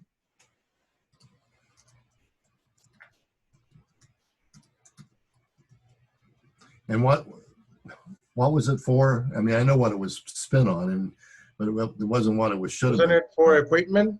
Wasn't it for fitness equipment? It was, we entered the Miami Foundation as an annual contest, and we proposed to expand the nature trail to, in collaboration with the school and the school board. And we've done a lot of that lead work with contracts and all of that. And we were also going to do a whole, have the path be all circular. So right now it's a one-way. We were going to make it circular and then put equipment, what do you call it? Like fitness equipment and a water fountain and a water station and things like that. I sent all the specifics. I can resend it, and Christia, you can share with the Public Works Committee. But I know that I went through all of my emails and I finally found all of the background paperwork on this, and I sent it to Christia. The good thing is that while I did it with the former manager, Jason Walker, Rob Arano was part of that. So he's got a lot of history as well, and he's familiar with the whole project, because I actually him and I did it together. Okay. Right, So I'm sorry. I was told the money was sitting there, but it's not. The money was spent. Well, it's going to be sitting there, so no harm, no foul at the end of the day. I'm just going to call this then in the Parks Fund a nature trail expansion. Is that all right? Or are you going to call it something else? No, I mean, that's what it is. So yeah, we should call Right. it until it gets renamed to anything else. All right, perfect. Thank you. All right, Chris, so you have a couple of things that you owe us that you need to get back to us on. So if you can work on that with the manager to get us this cleaned up and send it to us, so that there's an opportunity for us to want to revisit this and maybe meet again before September 8th. especially with the trim notice and the assess ad valorem that needs to all go forward in July. If the council wants to make any decisions with regards to what we want to potentially do or not do, or what we can do, better said, once we know a little bit better where we're at. So I think it's sooner than later than you can get it to us. I think we can make other decisions that may need to be made. Yes. We'll work on this as soon as possible. I think there are some more immediate needs, and also I want you all to have as much information as possible before September. So I prefer you were digesting and asking any follow-ups in August while we have that legislative month to do other things. So we'll work on getting this to you as soon as possible. Councilor Perrella, do you have your hand up, or is that from before? Yes. Yes. Just for clarification, because the last paper that was sent to us, the one that we never got about the new account, the developer contribution, it says here 400,000, but in reality we got 366 something, right? Yeah, I thought it was 400,000. So when I sent that, because this was done, this report was actually done prior to us getting notification of the money or having deposited, I think. So the account had not been set up at that point, my recollection. But it was, you're right, it was 366, not 4. And whatever it is, that it was done after this report. So this next version, we're going to update it for June 30th numbers. So anything we've got through June 30th will be posted in the accurate way. But yeah, I think the bigger issue on that money is just coming up with however you want to spend it next year in a more detailed format, because we just have kind of place markers to spend it. There still needs to be some sort of plan on what you're doing. Well, we're gonna need a little more time. We learned that we don't hold the deeds for those parks, so. Great. So, You got for the a money. few parks that we wanted to do the improvements. Well, so who owns them if the city doesn't? The manager's actually doing all the cities are wonderful places. investigation. There's a million stories. It'll be interesting to hear this one. No, those parks or right-of-ways are actually on our roll from Parks and Rec Department. They did say they're on our roll. However, they belong to the Department of Transportation and Public Works. They have the real dominion. We've been allowed to do certain things with them, but I'm trying to get a determination from them as to we want the right and the deed to them and naming rights. So I have been going back and forth. Councilperson Perrella is in on those emails, and we're not getting any response from them, sadly. So I'll keep pressing. Is this the county or the state? No, that's the county. Oh, good luck. We're gonna get them. Yeah. It's just always a drawn out process with the county. It's just always drawn out. Council? Hearing none. I want to close on saying a comment that I think is relative and incredibly important. So in one of the meetings that I was not at, and I recall listening to it, and it came up with the admin and finance a few times, and that is the IRMA reimbursement. I really urge every single one of you to make a concerted effort to really get involved and do more. Why do I say that? Because while, there is a letter that, they're looking into and there's an investigation, but the investigation is not with the village.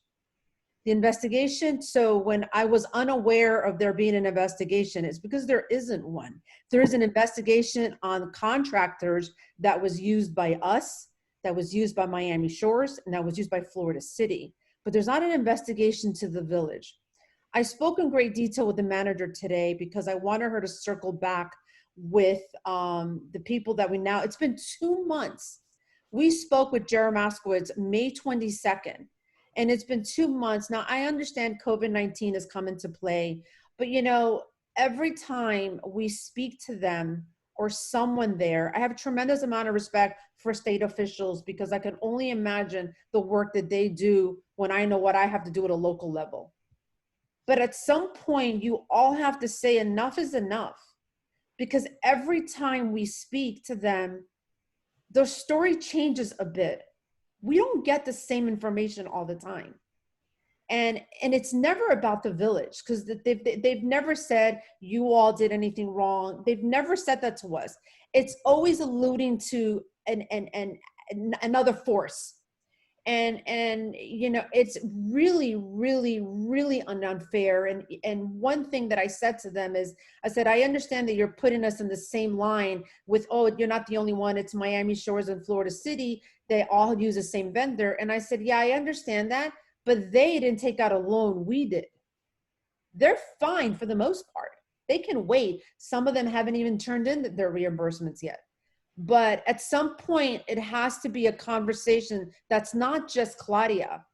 And I see, and I see now Vamari has sent some emails to the manager, but it's got to be all of us. And I said that 1.5 years ago, and I will say it over and over again. It's better as a collective voice. You all should call. It doesn't matter if they're saying that they're investigating a vendor. They're not investigating the village. We are the village. We should be calling. You should be asking, because I believe that if more people were asking the hard question, like, what are really the answers? What's going on? I do believe that there could be better results. But right now, the only person that continues to harangue and call is either the manager or myself.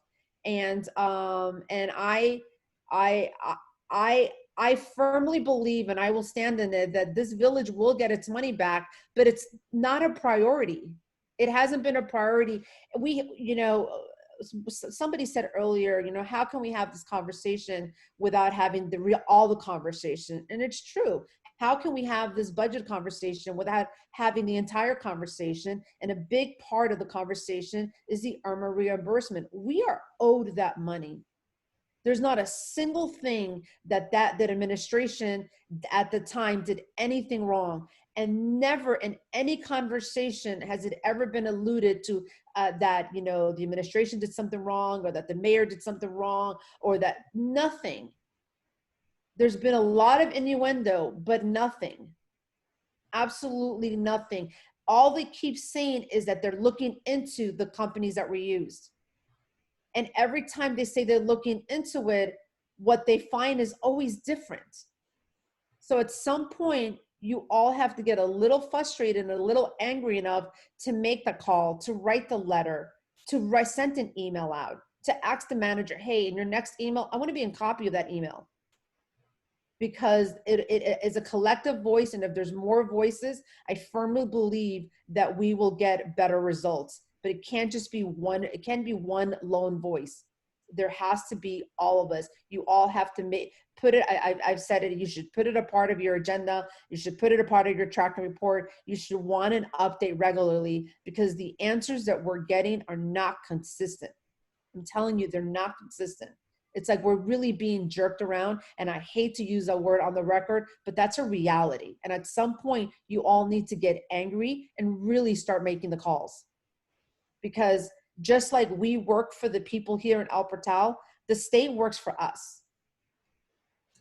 It's the same principle. We work for the residents here. We respond to them. Well, the state officials respond to us because we're not just elected. We're residents of the state of Florida. We're residents of the village of El Portal. We just happen to be elected by the people to represent the people of El Portal. And it is our duty to really make an effort to start asking the hard questions, and to start asking the reasons why. And hey, you know what? Maybe you all will get better answers than we're getting, but we're not getting consistent answers. I'm telling you that we're not.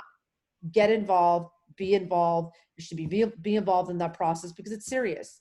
And I do believe it should not just be the mayor, should not just be the manager. It should be every single one of us, because we have that responsibility to learn more and to know more and to really get it from them, not from the Miami Herald or whatever else, because it's our responsibility. So I say that to say that once the village receives the money, it's a whole other different ball game.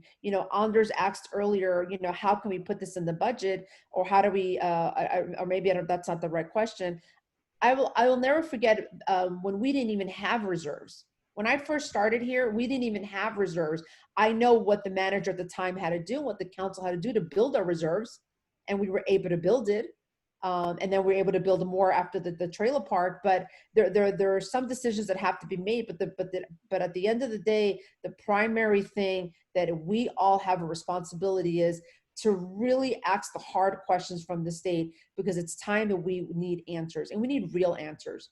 And we need to stop being jerked around, because we are.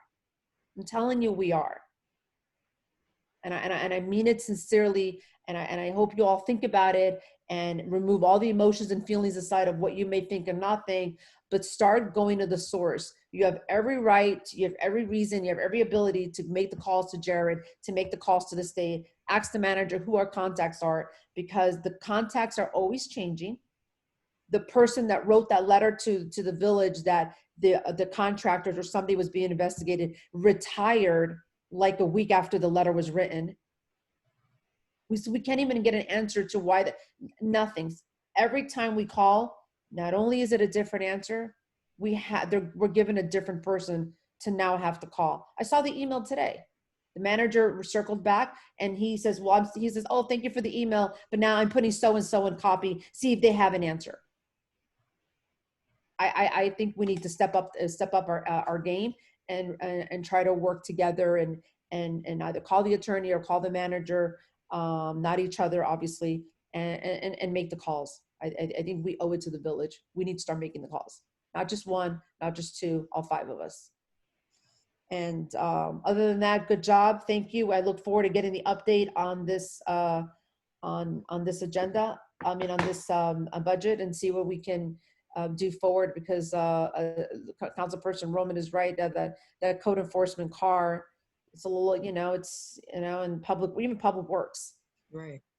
So there's some things that we need to do and we can do, and we're blessed to live in a time where we haven't raised a millage rate, but our home values have gone up, and the home values have gone up because there is good work being done. We have good public safety. We do keep up with our right of way, not to the level that we wanted to, and our code enforcement is not to the level that we wanted to be, but clearly we are in a position where people want to live here and people like it here.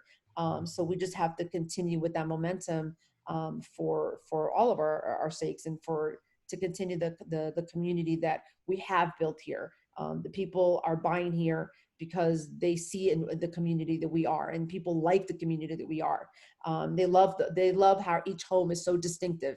Again, I think we really owe it to ourselves and to the residents to really do our homework and start working together on this issue, because I do believe that if we work better together on this, we may see the better results, because there is strength in numbers. Other than that, I know it's late. Let's wrap it up. Thank you. And that concludes it for me. Does anybody have anything else? I think it's good and welfare right now. I'll open up. I see one attendee. I see a phone number. Anybody good in welfare? All right, seeing none, may I please have a motion to adjourn? Motion to adjourn, Madam Mayor. Motion's been made by Vice Mayor Nickerson. Is there a second? I'll second. Second by Councilperson Urban. All in favor, signify by saying aye. Aye. Aye. Any nays?